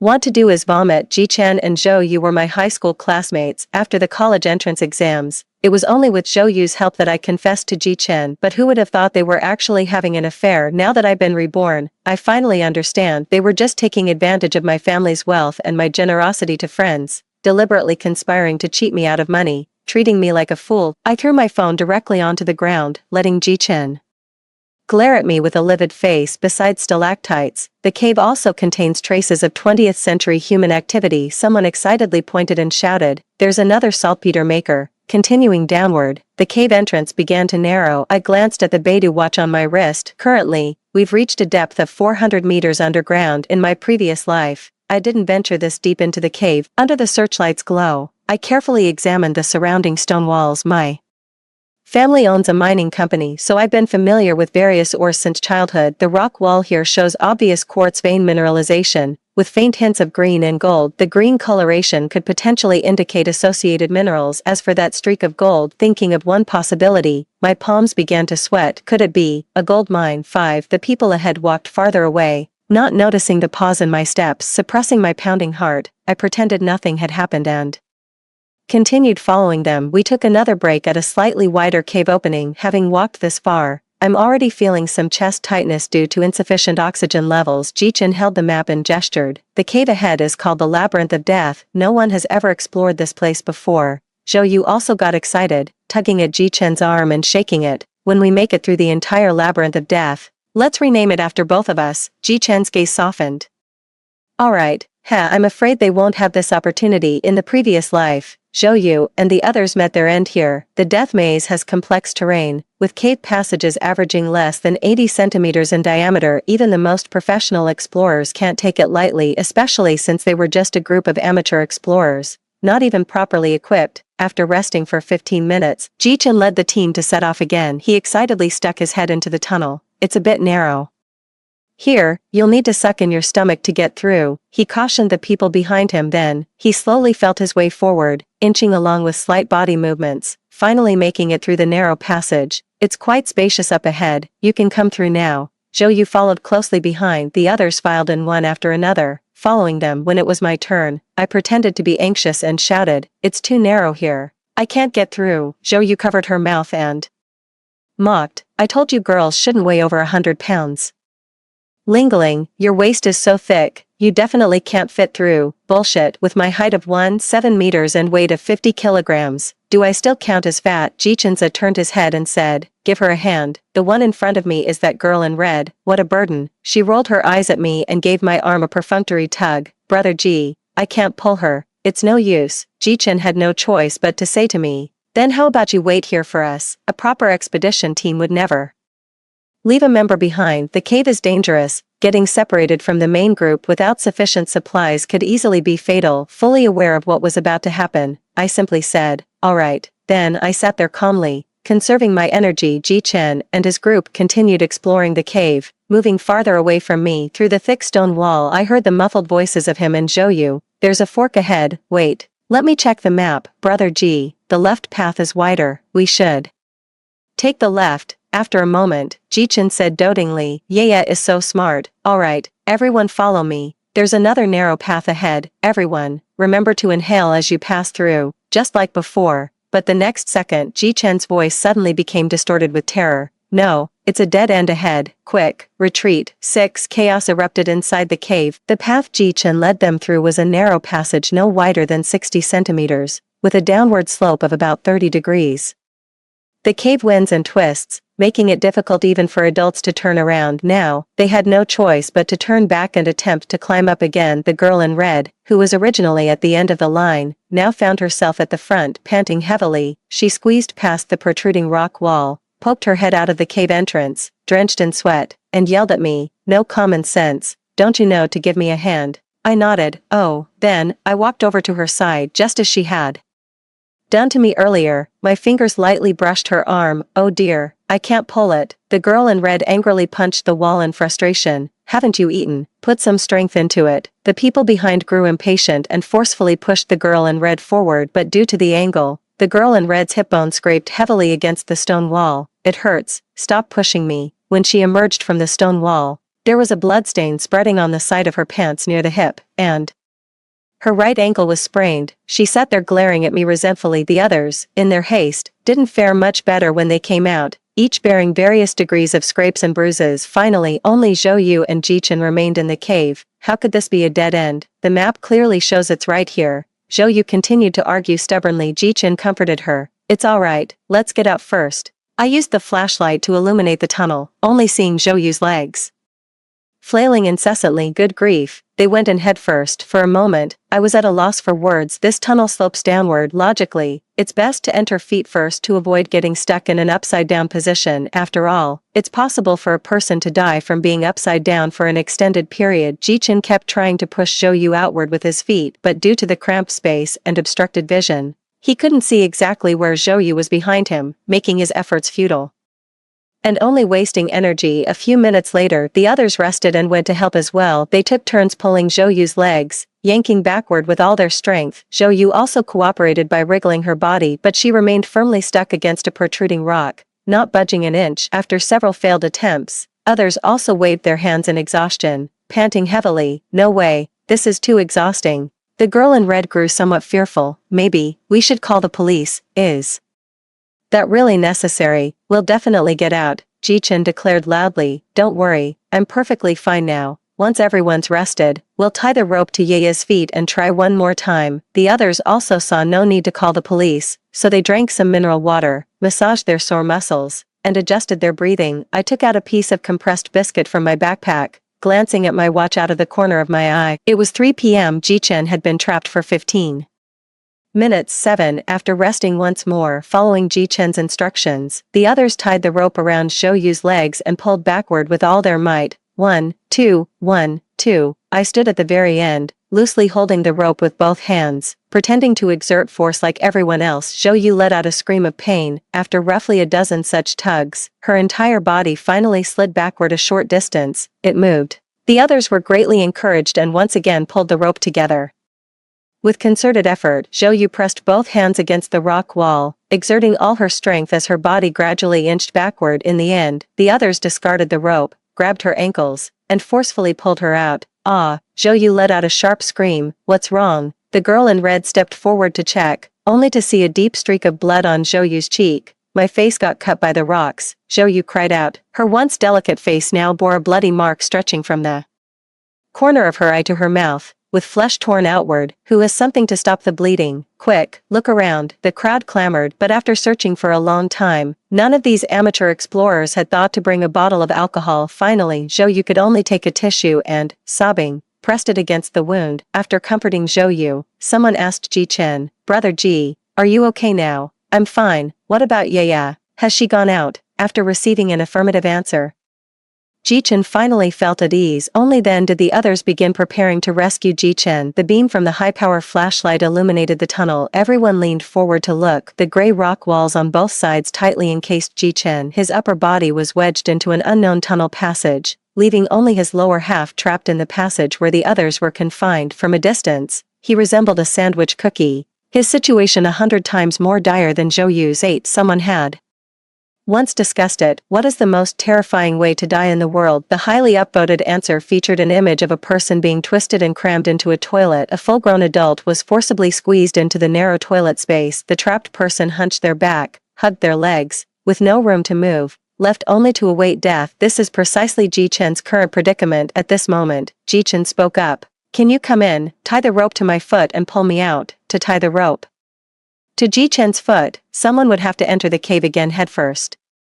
But after what happened earlier, no one dared to take the risk again. As they looked at each other in hesitation. Suddenly, the girl in red pointed at me with malice in her eyes. Let Zhao Ling go. We've been struggling for so long and are all exhausted. Only Zhao Ling hasn't entered the cave from the beginning. The others chimed in. Right, isn't she Brother Ji's girlfriend? She should be the one to contribute. Ji-chen inside the cave also agreed. Lingling, then it's your turn. The surrounding people echoed in agreement. I coldly crossed my arms and met each of their gazes one by one. The reason I didn't enter the cave is because I couldn't. Do you want me to get stuck at the entrance and delay your rescue time for Brother Ji? Don't forget, Ji-chen has been trapped for half an hour already. Besides, you still remember I'm Ji-chen's girlfriend. I bet Zhou Yu is the one you all consider as your sister-in-law. Zhou Yu covered her face and mumbled, Lingling, don't be jealous for no reason. Ji-chen and I are just good friends. I cut her off directly. What kind of good buddies hold hands with fingers interlaced? Guan Yu and Zhang Fei certainly didn't act like that. Someone let out a long sigh. How about Yaya goes into the cave again? You're the slimmest among us girls.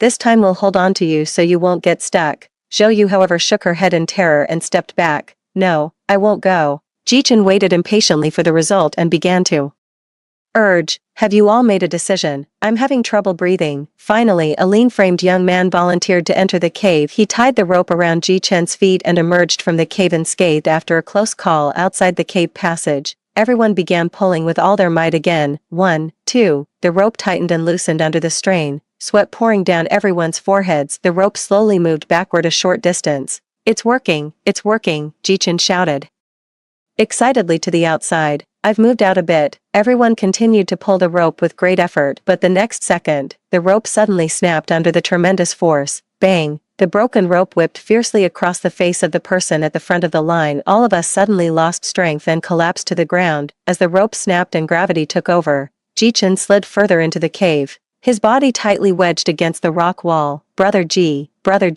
are you okay?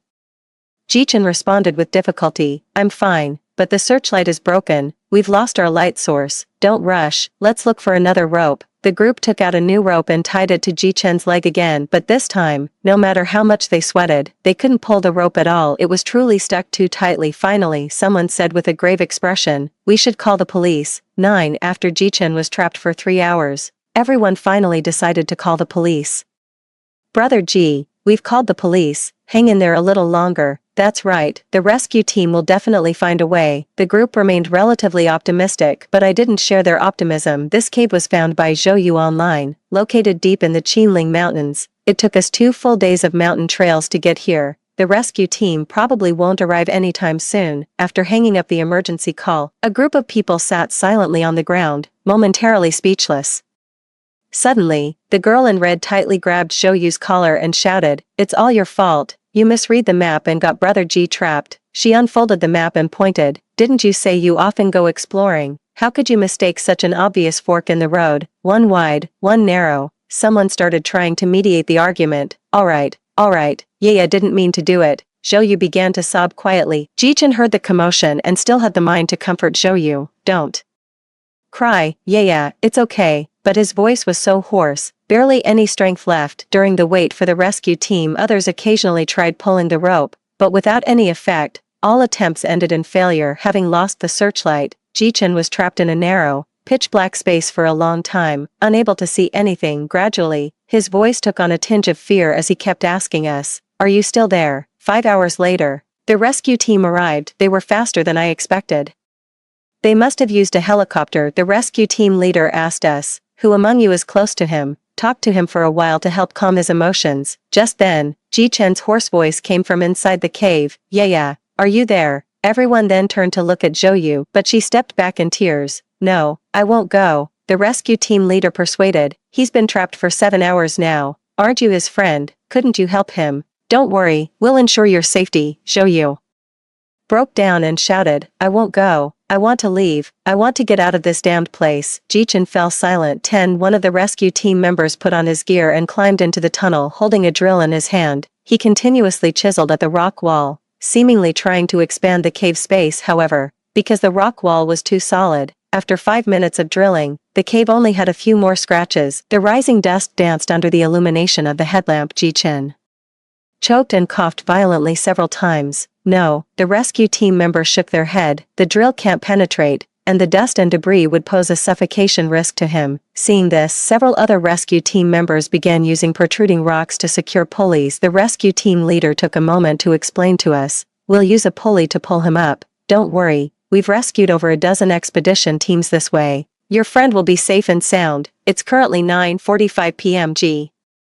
Chen has been maintaining a handstand position without eating or drinking for a full 7 hours. Prolonged handstands may not only lead to suffocation but could also potentially cause heart failure. Ji Chen, in my previous life, I took you away from the cave early, yet you held a grudge and killed me with your own hands. In this life, is this really what you wanted? Meanwhile, the rescue team battled against death, racing against time to install the pulley. Others took turns speaking to Ji Chen at the tunnel entrance. "Brother Ji, say something." Ji Chen's voice was faint. I'm still here." They sighed in relief and continued comforting Ji Chen. "As long as you can speak, that's good." Little did they know, Ji Chen's voice trembled, his words coming out broken and incoherent. Clearly, prolonged oxygen deprivation had caused brain damage. Finally, after assembling the pulley and ropes, the rescue team began pulling the rope. Several pieces of rubble were shaken loose by the tremendous force. I moved." Ji Chen's faint voice gave the rescue team a morale boost.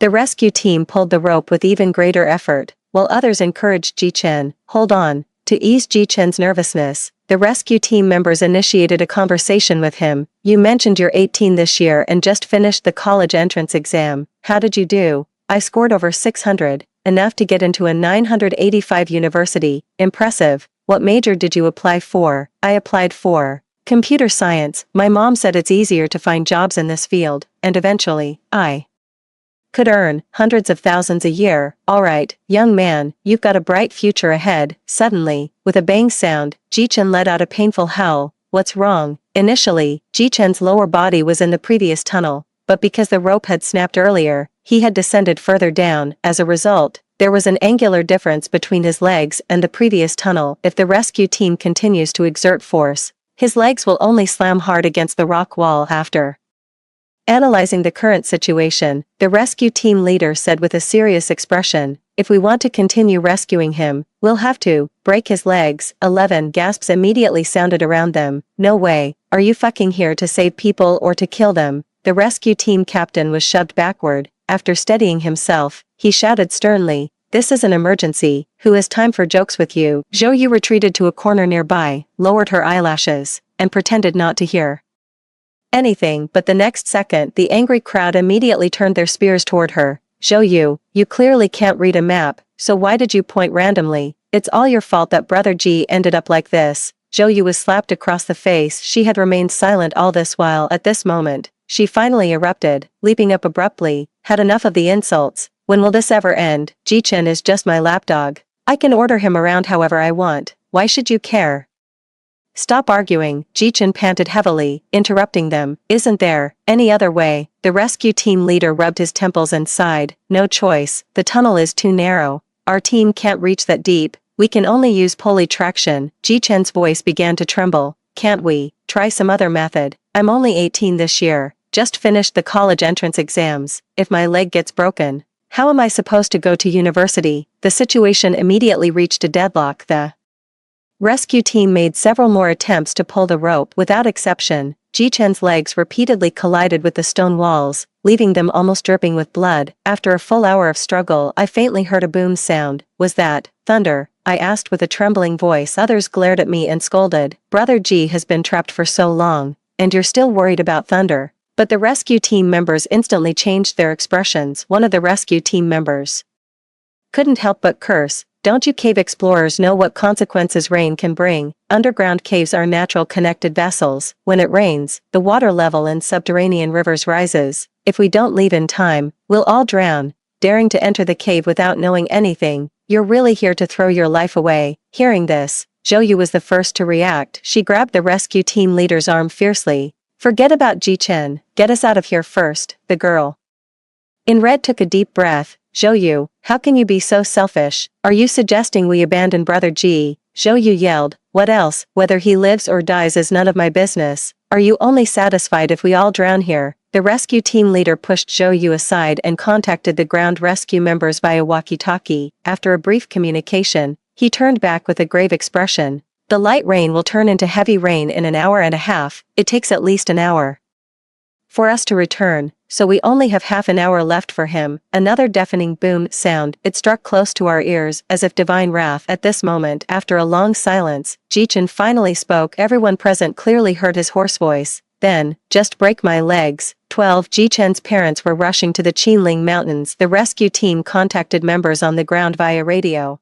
asking them to call Jichen's parents. Amidst the crackling static, the call connected. Jichen's voice carried exhaustion and helplessness. Dad, Mom, the rescue team said if they want to save me, they'll have to break my legs. There was a commotion on the phone, and Ji's mother fainted on the spot. The rescue team leader explained the situation to Ji's father. Just as Ji's father was about to agree, Ji's mother woke up. No, Ji's mother objected. My son is only 18, and he got into a 985 university. If his leg is broken, his whole life will be ruined. Think of another way. The rescue team leader struggled to explain. It's raining here. If we can't rescue your son within half an hour, he'll drown trapped in this spot. Mother Ji shouted. I don't care. That's your problem. Ji Chen's weak voice said. Mom, do you really want me to die here? Mother Ji remained silent. Xiao Hu bought document anti-piracy, bookfinding machine. Choose Xiao Hu, reliable and steady, no pitfalls. After a long while, earth-shattering wails came from the woman on the other end of the phone. Father Ji took the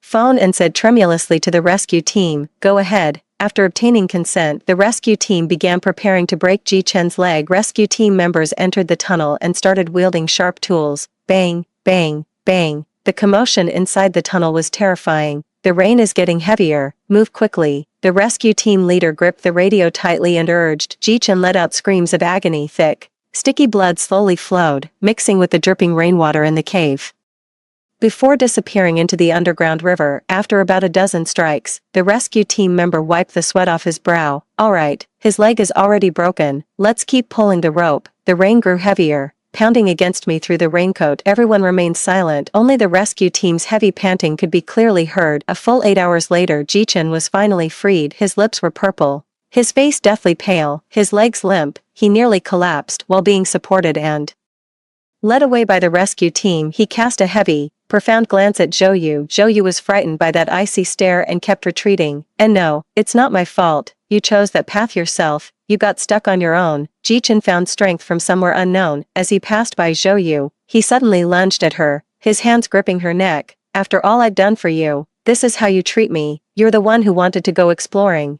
I only came to keep you company. I'll kill you. I'll kill you. Zhou Yu, give me back my legs.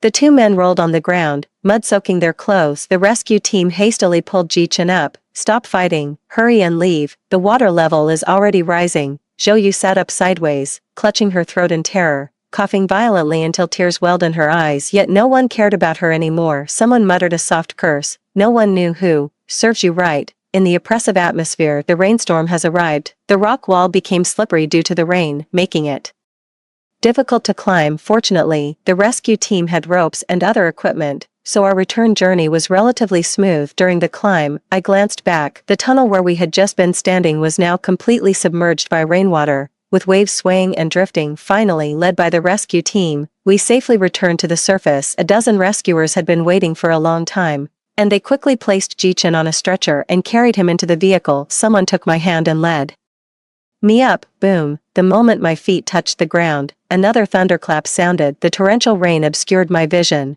carrying the earthy scent of the forest. Indiana. The distance lies an endless expanse of deep forest, mysterious and faint. Everyone followed the rescue team, leaving the Qinling cave where they had nearly lost their lives. It wasn't until the rescue team escorted me all the way to the nearest hospital that I finally felt a glimmer of reality. Finally, it's over. 13. Summer rain comes quickly, goes quickly. After being taken to the hospital by the rescue team after the examination showed no issues, I took the high-speed train back home. The dining table was filled with a spread of delicious dishes. Dad was sitting on the sofa watching TV. Mom took off her apron and asked me in surprise, "Sweetie, why are you back so suddenly? How was your trip?" My nose tingled with emotion as I dropped my luggage and rushed into their arms. I began to enjoy my summer vacation. A few days later, Several of my close friends and I have successively received admission letters from our dream schools, so we arranged to meet up at the dinner table. Everyone started gossiping. Have you heard, Ji-Chen, the heartthrob of our school,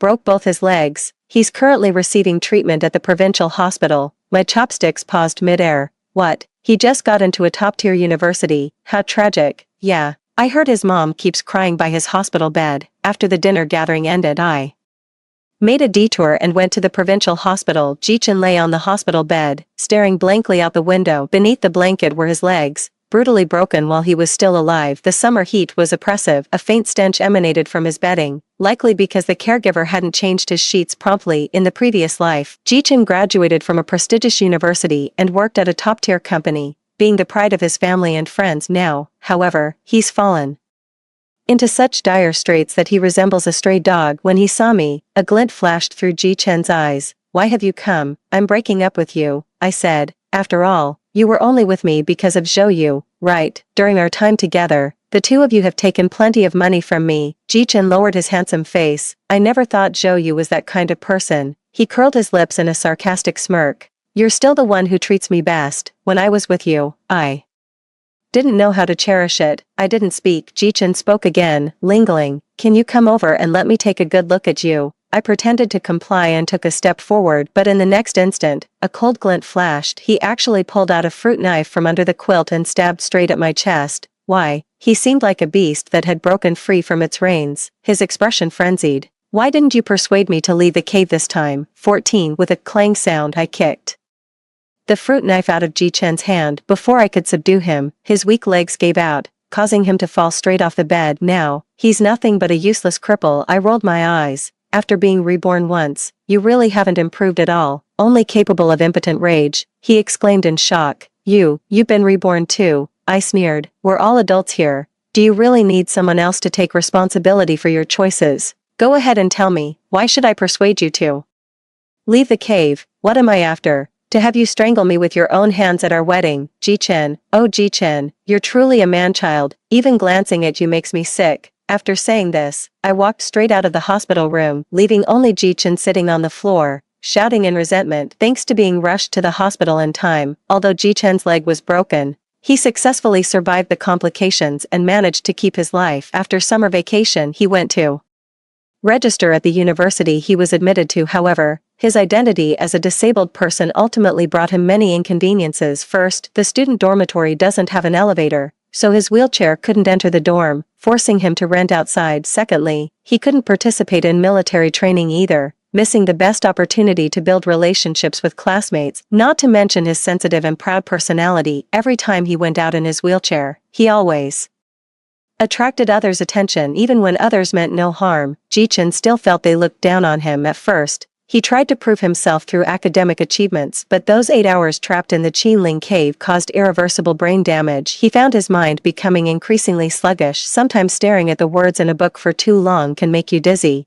to the point where even the simplest words become incomprehensible. Even his exam results were just at the bottom of the class. Gradually, he started skipping classes, withdrawing into himself, becoming dark and depressed in his heart, ostracized and isolated by other classmates. The end. He took a leave of absence during his sophomore year. One day, while going to the hospital for a follow-up examination, he unexpectedly ran into Zhou Yu. That white moonlight he held dear in his heart, after he became disabled, immediately blocked him, unwilling to have any connection with him. But clearly, it was because of Zhou Yu that he ended up in this situation. Ji-Chen slowly maneuvered his wheelchair, following Zhou Yu at a distance neither too close nor too far. His gaze was unfocused. What a coincidence. I also love traveling. Let me tell you, when I went exploring in the Qinling Mountains before, there was this idiot who got trapped in a cave and had both legs broken. Isn't that hilarious? Ji-Chen could no longer hold back, maneuvering his wheelchair to crash forward, pinning Zhou Yu beneath him. What's so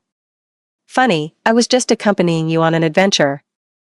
Why am I the one who ended up with a broken leg? Ji-Chen's eyes turned red as he gripped Zhou Yu's neck. Zhou Yu's limbs flailed and struggled in midair. A passerby stepped forward to help, but Ji-Chen exerted deadly force, his palm as hard as iron, eyes completely bloodshot, looking utterly like a madman. Ji-Chen publicly strangled Zhou Yu to death. Later, the police arrived. Ji-Chen was also sentenced to execution by firing squad for public murder. Before his death, he kept murmuring, "It Shouldn't be like this. It shouldn't be like this. When everything was finally settled, I suddenly remembered something and went to my parents' room in the middle of the night to shake them awake. My parents, bleary-eyed, scolded me. You're really something else. With a serious expression, I told them about the possible gold mine in the cave tunnel of the Qinling Mountains. Upon hearing this, my dad got so excited he immediately did a sit-up. The next day he then went to the Qinling Mountains with the company's exploration chief, carrying equipment. Sure enough, a massive gold mine was discovered inside the cave. During my college years, our family's company flourished because of this gold mine. Our assets instantly gained several extra zeros, and I became a rich second-generation heir. Everything from my past life seemed like nothing but a nightmare. Sunshine dispels the gloom. I walked toward my new life. The end. Story 2. I have feelings for my little uncle. For his sake, I refused the arranged marriage with my childhood sweetheart, but all he said was, "Like you, do you think I'm a beast? I'm your little uncle." I asked him, "But we don't have any blood relationship." He sneered coldly and retorted, "Do I really have to say it straight out that I don't like you at all?" Later, I died in a car accident on the day he got engaged to someone else. When I opened my eyes again, I was back on the day my childhood sweetheart proposed the arranged marriage in full view of everyone. I nodded and agreed. The man who was always nonchalant suddenly went crazy. 1. Marriage is a big deal. Coincidentally, Mian's little uncle has returned from abroad and will be here soon. Let's also hear his opinion. Upon hearing this, I immediately looked up at my grandmother. Ji Yanli has returned to the country ahead of schedule. In my previous life, I remembered it very clearly. My grandmother just called to ask for Ji Yanli's opinion, and that man refused in the cold tone I was most familiar with. I can't get away from the branch company in Luxembourg. I can't come back. It has nothing to do with me whom she marries. But this time, why is it different from the previous life? The next second, the sound of the private room door opening pulled my thoughts back. I looked up and met the gaze of the travel-worn man at the door from a distance. 2. Yanli, what do you think about Mian's marriage with the Song family? Probably not wanting to hear Ji Yanli's harsh sarcasm again, I directly took over my grandmother's words. Grandma, I'm already an adult. I can make my own decisions about such things. The man opposite snorted and smiled, tapping the tabletop casually with his fingertips, then let her tell us her thoughts. Under the eyes of everyone, I took a deep breath. My tone was solemn. I'm willing to marry brother Song Yu. Song Yu is my childhood sweetheart whom I've grown up with. As soon as I finished speaking, the sound of tapping on the table stopped immediately.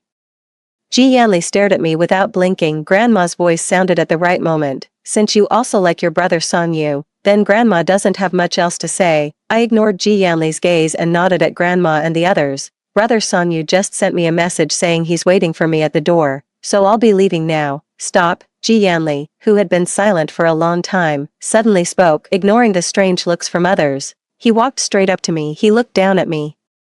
Do you like him that you want to marry him? My voice was very calm. It doesn't matter whether I like him or not now, little uncle. Even if I don't have feelings for him now, we have a lifetime to cultivate them. After all, we'll be husband and wife soon. Ji Yanli looked at me with a dangerous tone. What did you call me? In the past, when I liked Ji Yanli, I always called him by his full name. This was the first time I called him little uncle. He was so angry that he laughed, and without asking for anyone's opinion, he directly pulled me away in front of others. Let go of me. I was pulled all the way to the parking lot by Ji Yanli. Ji Yanli sneered, his hand gripping tightly. Let you go to find your little fiancé. I just felt it was unintelligible. Even if so, it has nothing to do with you, little uncle. I deliberately emphasized the last few words. Upon hearing this, Ji Yanli really stopped. His jaw was tense. He lit a cigarette, seemingly to calm down. Either you get in the car with me and talk now, or I'll go talk to your brother Song Yu directly. I don't know if it's an illusion, but I always feel that Ji Yanli has a much worse temper this time. In the end, I still got into Ji Yanli's car. 3. You can't marry Song Yu. Ji Yanli looked at the steering wheel, his tone broking no argument. I smiled and was about to retort. Then the car window on the driver's side was knocked. This was a public parking lot, and there was a large shopping mall above. Brother Yanli, are you also here to go shopping in the mall? The delicate woman in front of us was Ji Yanli's fiancé in his previous life, Ningxi, but at this time in this life, she hadn't met me yet. The woman's gaze passed over Ji Yanli and she looked at me hesitantly. Who is this? I looked at her calmly and smiled. This is my little uncle. Sister, do you want to have a private chat with my little uncle? Then I'll leave now. As I said this, I started to unbuckle my seatbelt. Ningxi's cheeks turned Slightly red, thank you. Ji Yanli's abnormal behavior just now made me feel dazed for a moment, but the appearance of Ningxi immediately brought me back to reality. This was the destined female lead in Ji Yanli's life. Who said you could leave? Ji Yanli stopped my movement with a half-smile. I instinctively looked up, but my vision spun around. I was held and sat on Ji Yanli's lap. He raised his hand and stroked my side face. His warm palm stroking all the way down to my chin. There was a lazy smile on his face. What's this? Playing the roles of uncle and niece, the man lowered his head and leaned closer to me, his breath spraying on my chin. His deep voice was particularly ambiguous at this moment. Little niece, how come I didn't know you had this kind of hobby? I was completely stunned, my mind going blank. Unable to respond, I let Ji Yanli talk nonsense. He finally looked up at Ningxi, who was frozen outside the window. Miss Ning, do you have something to talk to me about? Does it have to be now? I'm not really convenient.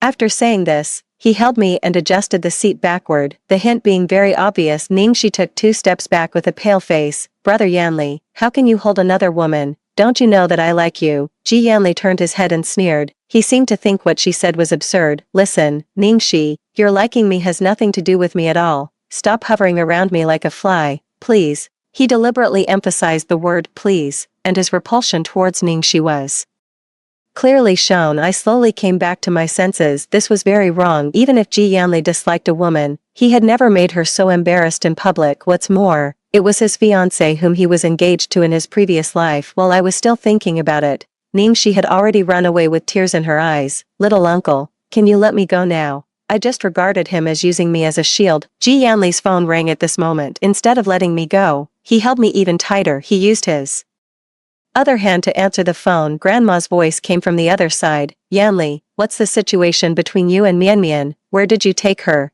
Ji Yanli didn't answer in a hurry. Instead, he glanced at me and raised one eyebrow slightly. What did you just say? You want to get off my lap? I immediately held my breath and shook my head at him repeatedly, signaling him not to say anything. Grandma on the other end of the phone didn't hear clearly. What did you say? Ji Yanli didn't speak, just looked at me leisurely. I closed my eyes and had to grit my teeth and lean against his neck. Ji Yanli immediately hugged me back. It's nothing, Mom. Ji Yanli and I have some personal matters to sort out. Grandma didn't ask any more questions. She just gave a few words of advice and then hung up the phone. The air in the car suddenly became silent. Ji Yanli stopped my movement of moving away. He leaned close to my ear. This is the reason why you can't marry Song Yu. I slightly raised my head and looked into his eyes. But you said it yourself that you don't like me at all. Ji Yanli turned his head and clicked his tongue. I didn't say such nonsense. He clearly said it. I won't believe him. I climbed back to the passenger seat huffing and puffing and was about to get out of the car, but the next second, he directly started the car. For I leaned against the edge of the car window, counting the cars that whizzed by in boredom. I was also deep in thought, recalling Ji Yanli's abnormal behavior. Suddenly, the car was slammed to a stop. I leaned forward due to inertia. There was a black Kian blocking the way in front of us. Song Yu got out of the car. His face was cold and serious. Mian, get out. I'll take you back. I instinctively glanced at Ji Yanli. He casually tapped the steering wheel with his fingertips, looking at the boy in front of him with great interest. Did you call him here? No, for no reason. I felt a sense of low pressure. He lit a cigarette, and with a vague smile on his face, he said, your little fiancé has chased after you. I can't just pretend not to see it. After saying this, he stepped out of the car and locked the car door behind him. In the cold evening wind, the two men stood facing each other. Please let Mian out of the car. I won't let her go. What are you going to do about it? Song Yu stopped arguing and directly walked towards the passenger seat. But the moment he got close, Ji Yanli grabbed his arm. Song Yu was slightly shorter than Ji Yanli. He quickly fell into a disadvantage. He was pushed around by Ji Yanli and slammed onto the front cover of his Kian. Ji Yanli's hand was around his neck.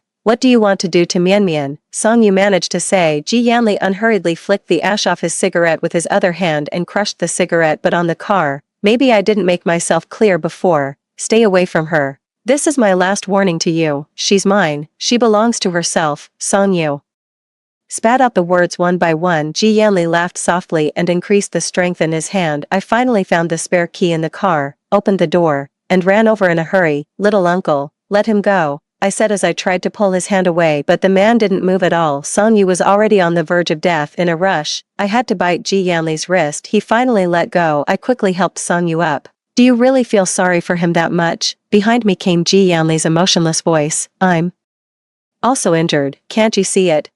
I stopped moving. As soon as I turned around, he picked me up forcefully and threw me onto the back seat of the car. He also got into the car. Just as he was about to start the car, I struggled desperately. What are you doing, Ji Yanli? Didn't you see that Song Yu is already? The man stepped on the gas, and the car roared softly. He held the steering wheel with one hand and smiled lazily. Do you believe that if you mention him one more time, I'll drive over and kill him? Through the rearview mirror, I met Ji Yanli's gaze. My hand clenched the cushion tightly in the dark. Ji Yanli, killing people is against the law. Are you ignorant of the law? Ji Yanli leaned leisurely against the backrest, his eyes playful. You're right, so I'm going to run over his legs. What do you think? The Song family doesn't have only one son. Moreover, it's Song Yu's father who is begging me for the project now. Do you think the Song family wants a project that can firmly establish their position in the business world, or do they want their son's two legs? He laid out the pros and cons in front of me, forcing me to make a choice. I couldn't just ignore Song Yu. In my previous life, when everyone accused me of not being supposed to like Ji Yanli and being shameless, it was Song Yu who protected me time and time again. Little uncle, I'm sorry. In this battle without any cards, I had to admit defeat and show weakness. Ji Yanli didn't move, and the front of the car was still facing Song Yu. Okay, so what should you do in the future? I lowered my eyes and my voice was very soft. I won't contact him again. Ji Yanli's voice softened a bit. Sit back in the front. I did as he said. The man leaned over to fasten my seatbelt for me, and his fingertips rubbed my earlobe. So good. Ji Yanli finally turned the car around and left. I held the seatbelt tightly and looked straight ahead. It was as if I didn't hear Song Yu shouting my name behind me at all. 5. I was taken back to Ji Yanli's villa in the suburbs by him. I stood numbly in the entrance hall, watching him walk to the wine cabinet and drink up the whiskey in the glass in one gulp. He looked up at me while holding an ice cube in his mouth. Why are you unhappy? The sound of him biting the ice cube, accompanied by his casual steps, made me shiver involuntarily. Ji Yanli stopped in front of me and stared into my eyes. Is it because of Song Yu? What exactly do you want? There was still a trace of a crying tone in my voice. Tong me on. Don't play dumb with me, I sniffled. Ji Yanli, if you like me, why do you still force me to do so many things? Ji Yanli didn't think there was anything wrong with that. He gently rubbed my head. Because you're not obedient enough. All the words I wanted to refute got stuck in my throat. When Grandma called Ji Yanli again, I couldn't help but breathe a sigh of relief. Finally, the only person who could save me had come. Yanli, when will you come over? We need to discuss Mian Mian's marriage. Ji Yanli looked at me with drooping eyelids, his tone indifferent. I almost forgot. What? Tong Mian's wedding is cancelled. My eyes widened instantly. Grandma was also puzzled on the other end. Why? I had a bad feeling. Ji Yanli looked at me, but he was speaking into the phone. He drawled, but his tone was beyond dispute. Because she's going to marry me, you'd better not interfere in our business. After saying this, he hung up the phone. Ji Yanli, are you crazy? I felt like I was on the verge of a breakdown. What nonsense did you talk to Grandma? Are you trying to force me to death? Ji Yanli threw his phone on the coffee table, picked me up, and then pressed me onto the sofa the next second. We were so close that I could hear his breathing. Didn't you say that you like me and only want to marry me? I couldn't break free, so I simply turned my head slightly to the side. That was in the past. Ji Yanli held my chin, forcing me to look at him. Then like me again. Tong me on. As long as you stay by my side obediently, I can wait. His gaze moved down to the side of my neck. He leaned closer. The next second, I felt a kiss on the side of my neck. My body tensed up involuntarily. Ji Yanli seemed to be getting even closer. Don't. I tried to find my voice. The man stopped his movement. After a while, he propped himself up with his arm and moved away a bit, hovering above me. Little uncle, can you let me go? Ji Yanli was still smiling, but his eyes were filled with coldness. He placed his fingertips on my lips and gently rubbed them. The meaning was obvious. The remaining words were stiffly swallowed back by me. When Ji Yanli still maintained that posture, the door at the side and rear was suddenly pushed open. A ray of light poured in, and I squinted my eyes due to the glare. What are you doing? Ningxi stood at the door with her eyes wide open in anger. Ji Yanli's expression instantly darkened, and he stood up. Were you following me? Would I have seen this scene if I hadn't followed you? The veins on her forehead were clearly bulging. She seduced you, didn't she? Brother Yanli, tell me, it's like that, isn't it? There was a hint of madness in Ningxi's eyes. Ji Yanli didn't say anything. He picked up his phone and called the security guard. Taking advantage of this gap, Ningxi suddenly strode over. Before I could react, she took out the eyebrow trimmer that she had hidden in her hand and slashed towards my face. There was no time to dodge, so I Instinctively closed my eyes tightly, but I didn't feel the pain I had expected. Brother Yanli. I opened my eyes. Ji Yanli's arm was in front of me. Bright red blood dripped drop by drop along the wound onto my pants, spreading out. Ji Yanli didn't pause. He directly bent Ningxi's arm inward. The eyebrow trimmer in his hand was pointed directly at her own neck. Why are you so cheap? Huh, a few hours ago. I just rejected you, and now you're sticking to me again. Is it my fault that I like you?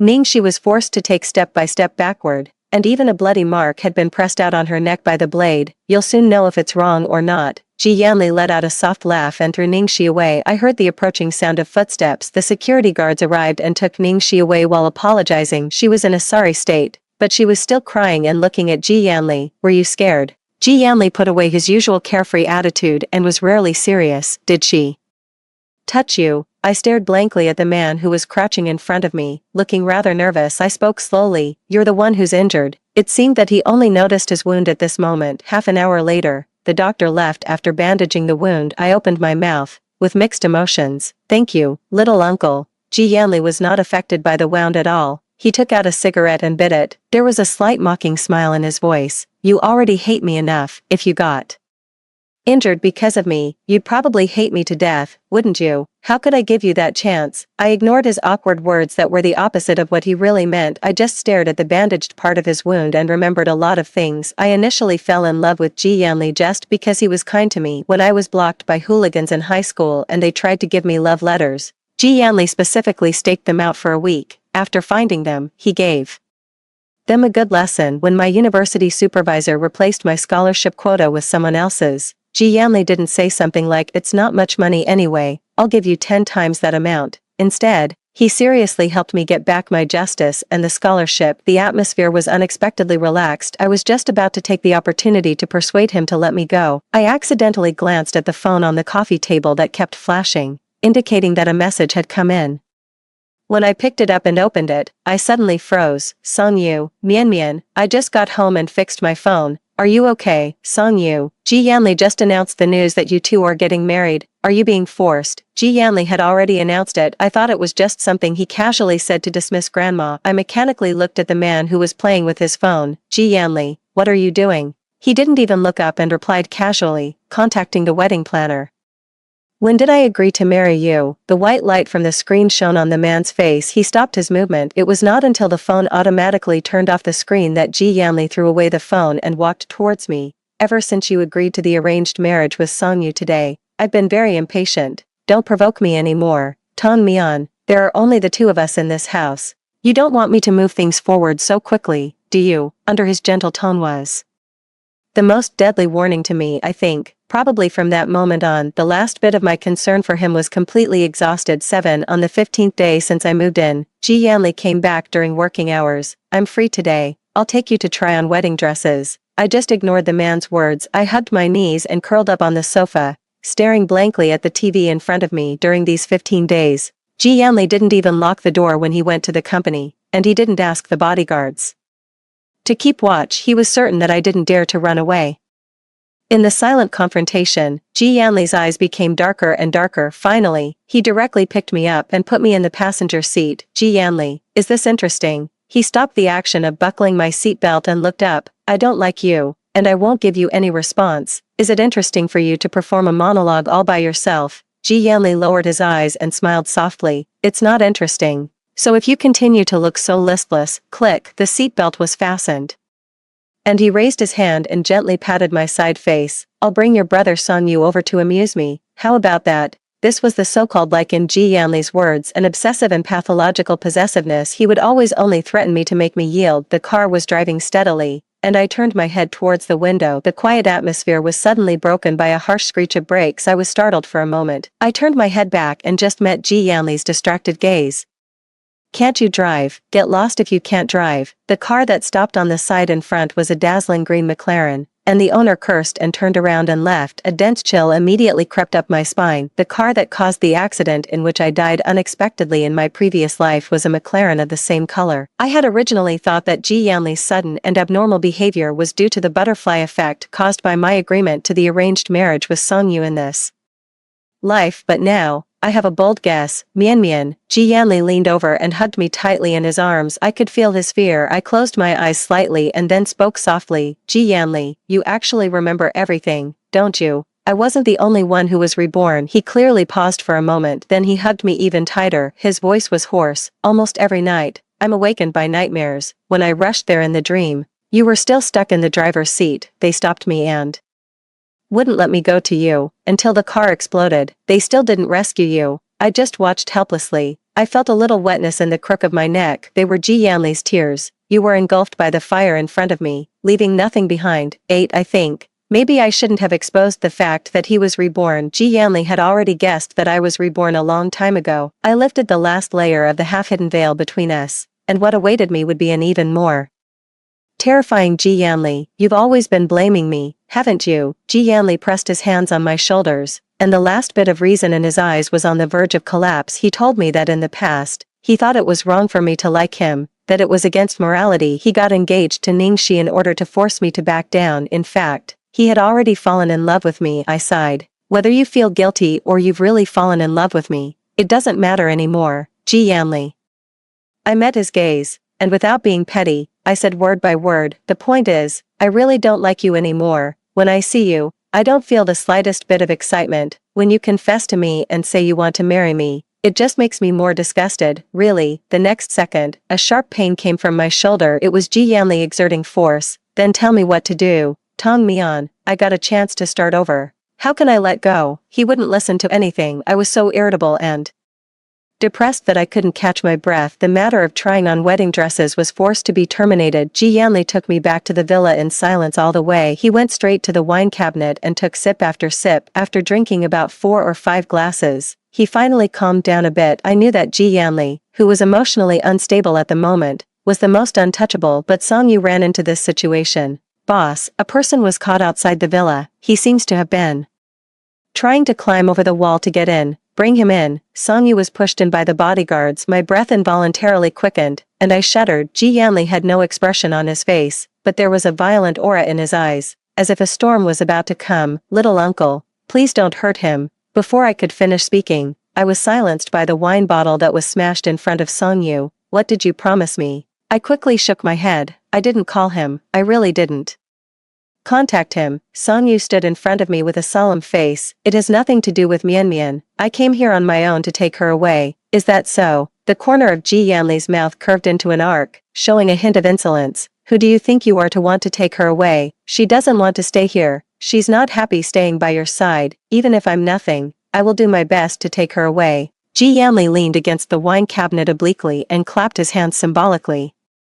How great. After making the comment, he looked at me teasingly. Are you touched? I blinked my eyes and tried hard to swallow back the choking feeling. No, don't listen to him. I don't want to leave here. I was almost begging. Let him go. Okay, I don't want to see you hit someone. I'm scared. Ji Yanli walked over slowly and sat me on the sofa with his arm around me. Don't be afraid. I won't do it myself. I didn't relax easily. Ji Yanli, let her go. Song Yu was pressed on the shoulders by the bodyguards and growled. Ji Yanli raised his eyebrows, leaned close to my ear suggestively, and asked in a low voice, do you like him? No, I don't like him. I immediately denied it. I wasn't deliberately lying to appease Ji Yanli. I really only regarded Song Yu as my brother. I agreed to the arranged marriage just to repay grandma for her kindness in adopting me. Ji Yanli stared into my eyes scrutinizingly. After a while, he seemed to believe me and nodded. Then do you like me? I only hesitated for a second, and Ji Yanli's face turned cold. Yes, I answered while crying. I like you. Ji Yanli gently wiped my tears. Why are you crying? He pinched my chin and lifted it up. If you like me, you won't try to avoid me, right? The wine droplets splashed on the man's collar, evaporated in the air. I couldn't help but grab the cuff of his sleeve, not daring to use much force, a few centimeters before touching. Beast.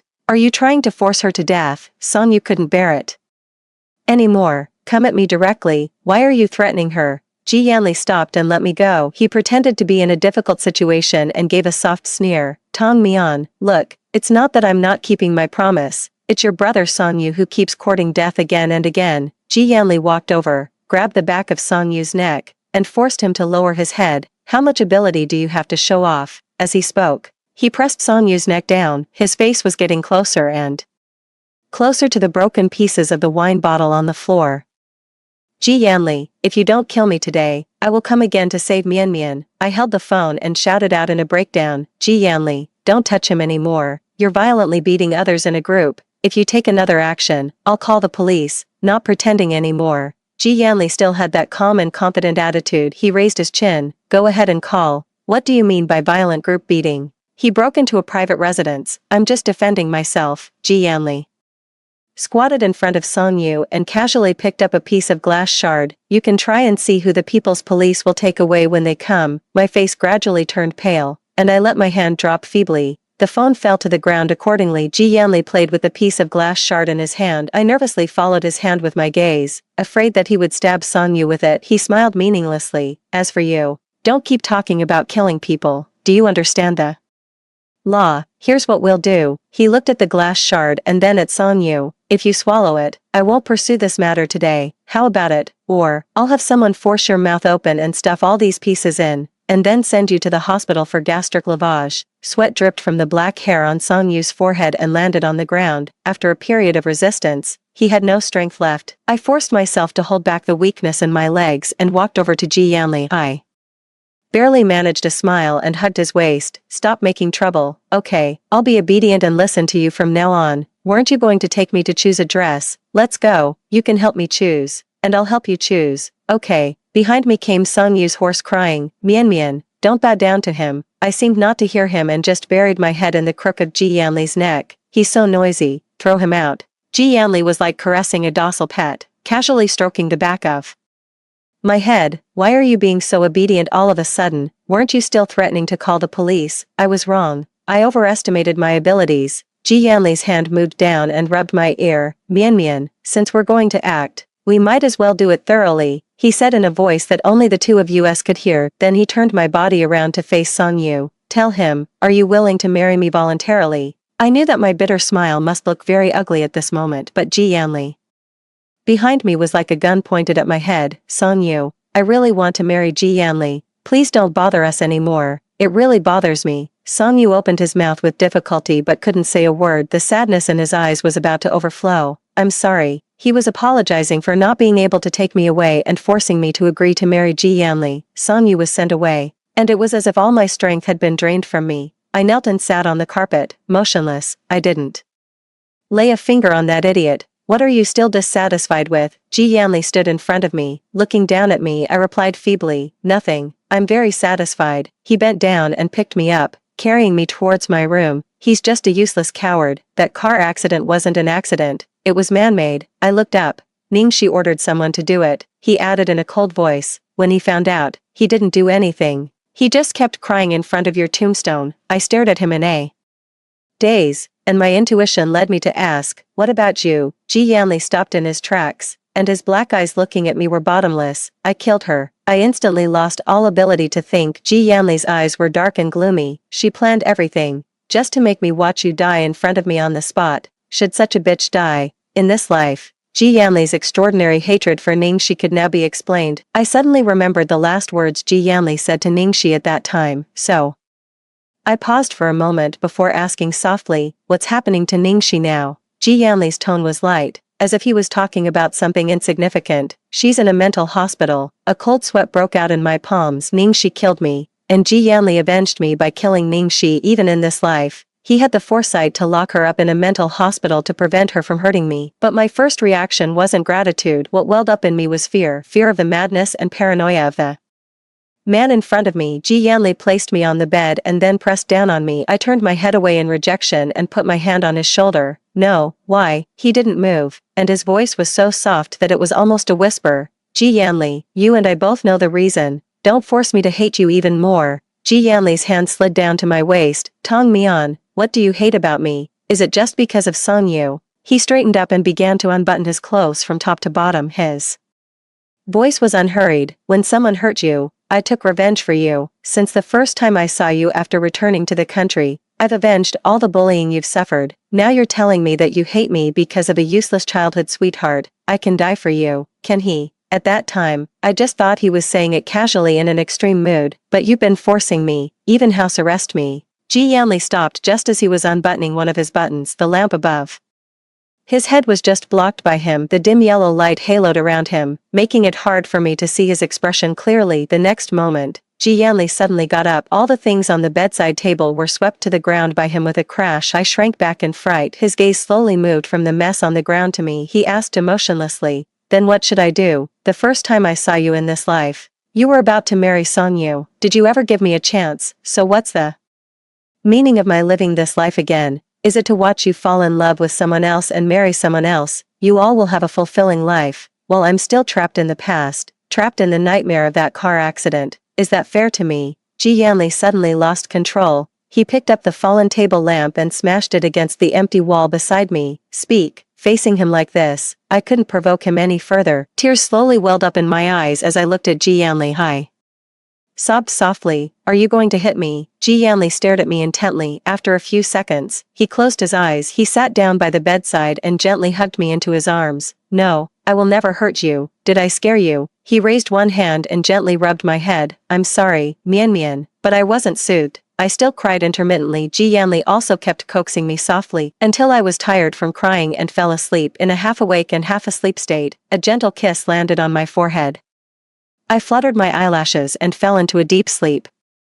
10. The plan to choose a dress the next day was delayed again, because I had a fever. The high fever wouldn't go down. After the family doctor came and gave me an 4 drip, he just told Ji Yanli, "Mr. Ji, it's not necessarily that this girl caught a chill, she might also have been frightened." Ji Yanli watched me fall asleep last night. He had to believe that I got sick because he scared me. In fact, I got up in the middle of the night, turned the shower to the lowest temperature, and shivered under the cold water for 15 minutes. "Why are you so delicate?" Ji Yanli sat down beside me and rubbed the side of my face with the back of his hand. I just took advantage of the fever-induced drowsiness to avoid all communication with him, to stay by my side. Ji Yanli moved his office to his study at home, but every night I would throw away the medicine prescribed by the doctor if my body temperature went down. I would take a cold shower again. As a result, I kept having a recurring high fever, and my body was getting weaker and weaker. "She's had a fever, and she still hasn't recovered." Ji Yanli looked at the doctor with a half-smile, maintaining the last bit of politeness. The doctor sighed. He said neither humbly nor arrogantly, "Mr.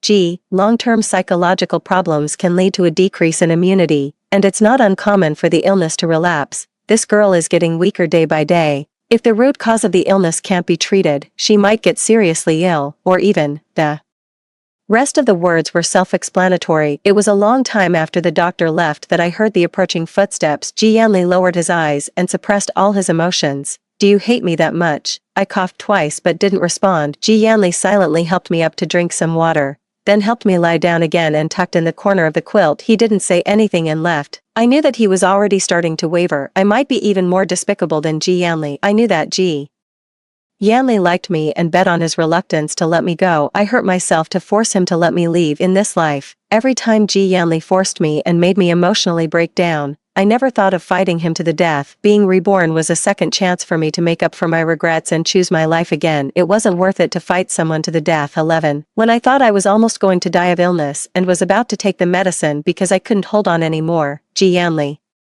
finally gave in. "Intentionally torturing yourself." The man standing by the bedside had silent eyes like a still body of water. I weakly curved my lips and my voice was dry. "Let me go, or watch me die in front of you again." When I said again, Ji Yanli frowned. I was deliberately poking at his sore spot. After saying that, I couldn't help coughing. My lungs felt as if they were being gently burned by fire, itchy and painful. Ji Yanli didn't hesitate to come over, pat my back gently, and hand me a glass of water. I didn't take it immediately. When the coughing finally stopped, I had a premonition of something. "Why don't you drink it?" I paused and opened my hand that had just been covering my mouth. Several spots of blood were prominently lying in my palm. The next second, I heard the sound of a glass breaking. Ji Yanli's hand stopped in the air, and the cup fell from his weakened grip. He stared fixedly at my palm, his eyes bloodshot. "Do you have to force yourself to death?" A faint itch welled up in my throat again, and I coughed twice. Ji Yanli took a deep breath, as if suppressing something. He took out his phone and called the driver, giving a calm order, "Drive to the door, go to the hospital." He took a coat and draped it over me, then took a piece of paper, but he never looked me in the eye from beginning to end. "When you recover from your illness, I'll let you go." Ji Yanli opened my palm and wiped the blood on it. His voice was very soft, giving the impression of not caring much. "And I will definitely not pester you anymore. if you didn't listen carefully, you couldn't hear the tremor in his enunciation. I knew that I couldn't give him any more chances at this time, so I said something that made him even more sad. Thank you, little uncle. I'll be much happier without you. I also hope that you can find a girlfriend in the future. I'll be happy for you. His hand holding the paper trembled for a moment, then he wordlessly picked me up, carried me to the car, and took me to the hospital. After getting 2 days of intravenous drips in the hospital, I was taken back to Ji Yanli's villa to recuperate, but he rarely appeared in front of me anymore. He left early and came back late every day. The night before I left, there was a knock on the door of my room. Who is it? It's me. When I heard Ji Yanli's voice, I couldn't help but become alert. What's the matter? I'm already asleep. The person outside the door paused for a moment before asking in a low voice, the weather forecast says it will be cold and rainy tomorrow. You've just recovered a bit. Why don't you leave the day after tomorrow? I blurted out a refusal. No need, brother Song Yu will pick me up on his way. After about another minute, I almost thought Ji Yanli had already left when I heard his voice again. Okay, 12. The next day, it was just getting light, and the rain was still falling patter. There was no sign of Ji Yanli in the living room. I raised my hand and was about to push the door open. Tong Mian, if I didn't completely get rid of Ji Yanli, I would always be worried that he would go back on his word. I frowned and turned around, meeting my wary gaze. He seemed to be stung and lowered his eyes. He was holding a white scarf in his hand. He opened it and put it around my neck. I instinctively took a step back, and his movement also paused for a moment. The scarf can keep you warm. Don't let your illness relapse. Thank you, I replied, and my gaze fell on Song Yu.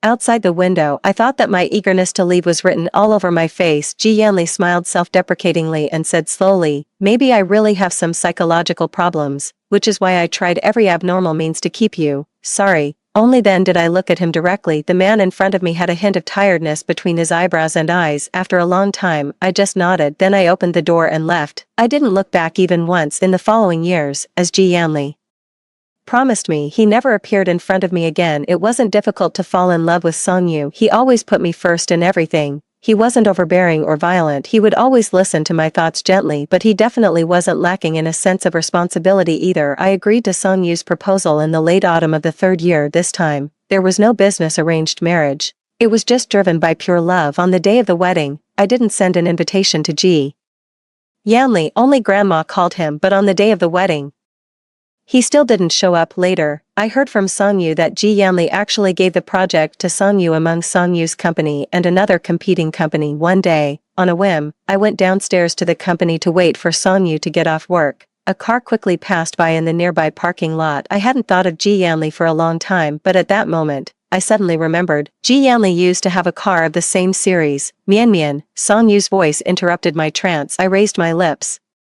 and walked towards him. I'm here to pick you up from work. Song Yu raised his eyebrows slightly. Then who will drive? I squinted my eyes and smiled, feeling justified. You drive. He chuckled and put his arm around me and left. The project encountered problems at a crucial point, and at the same time, I was also found to be pregnant. Song Yu hesitated to speak. It took him a long time to speak with difficulty. One of the factories in the south was hit by a mountain flood. Not only were all the most crucial components destroyed, but it was also said that some workers were killed. Ji Yanli and I have to go there. I comforted him. It doesn't matter. Mountain floods are frequent at this time of the year. You have to pay attention to your safety. You know, I didn't expect that my words would come true. Half a month later, only Song Yu came back alone. He knelt in front of grandma, his face mixed with blood and tears. Ji Yanli saved me. I'm sorry for you. I suddenly raised my head, as if I couldn't understand what he was saying. Song Yu said that on the way down the mountain with Ji Yanli, a flood suddenly broke out. They didn't have any experience and couldn't escape. There was only a stone half embedded and half exposed nearby as a high place. It was Ji Yanli who found it. Yanli,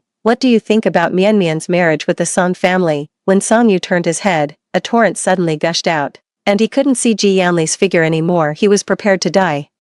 But he didn't even have time to say a final word. When I stood in front of his tombstone and looked into his black and white photo, I felt as if I had traveled through time. I hadn't seen Ji Yanli for many years because I didn't care. His features had unconsciously faded from my memory until now. His outline became clear again. I suddenly remembered what he had said for no apparent reason. I can die for you, can he? So, did you save Song Yu for my sake? But no one would answer me anymore. On that day, before I left the cemetery, I met Ji Yanli's assistant, Miss Tong. Mr. Ji had already made a will, except for the fixed share for the old lady. all the property under his name belongs to you. After saying that, he seemed to remember something and continued to add,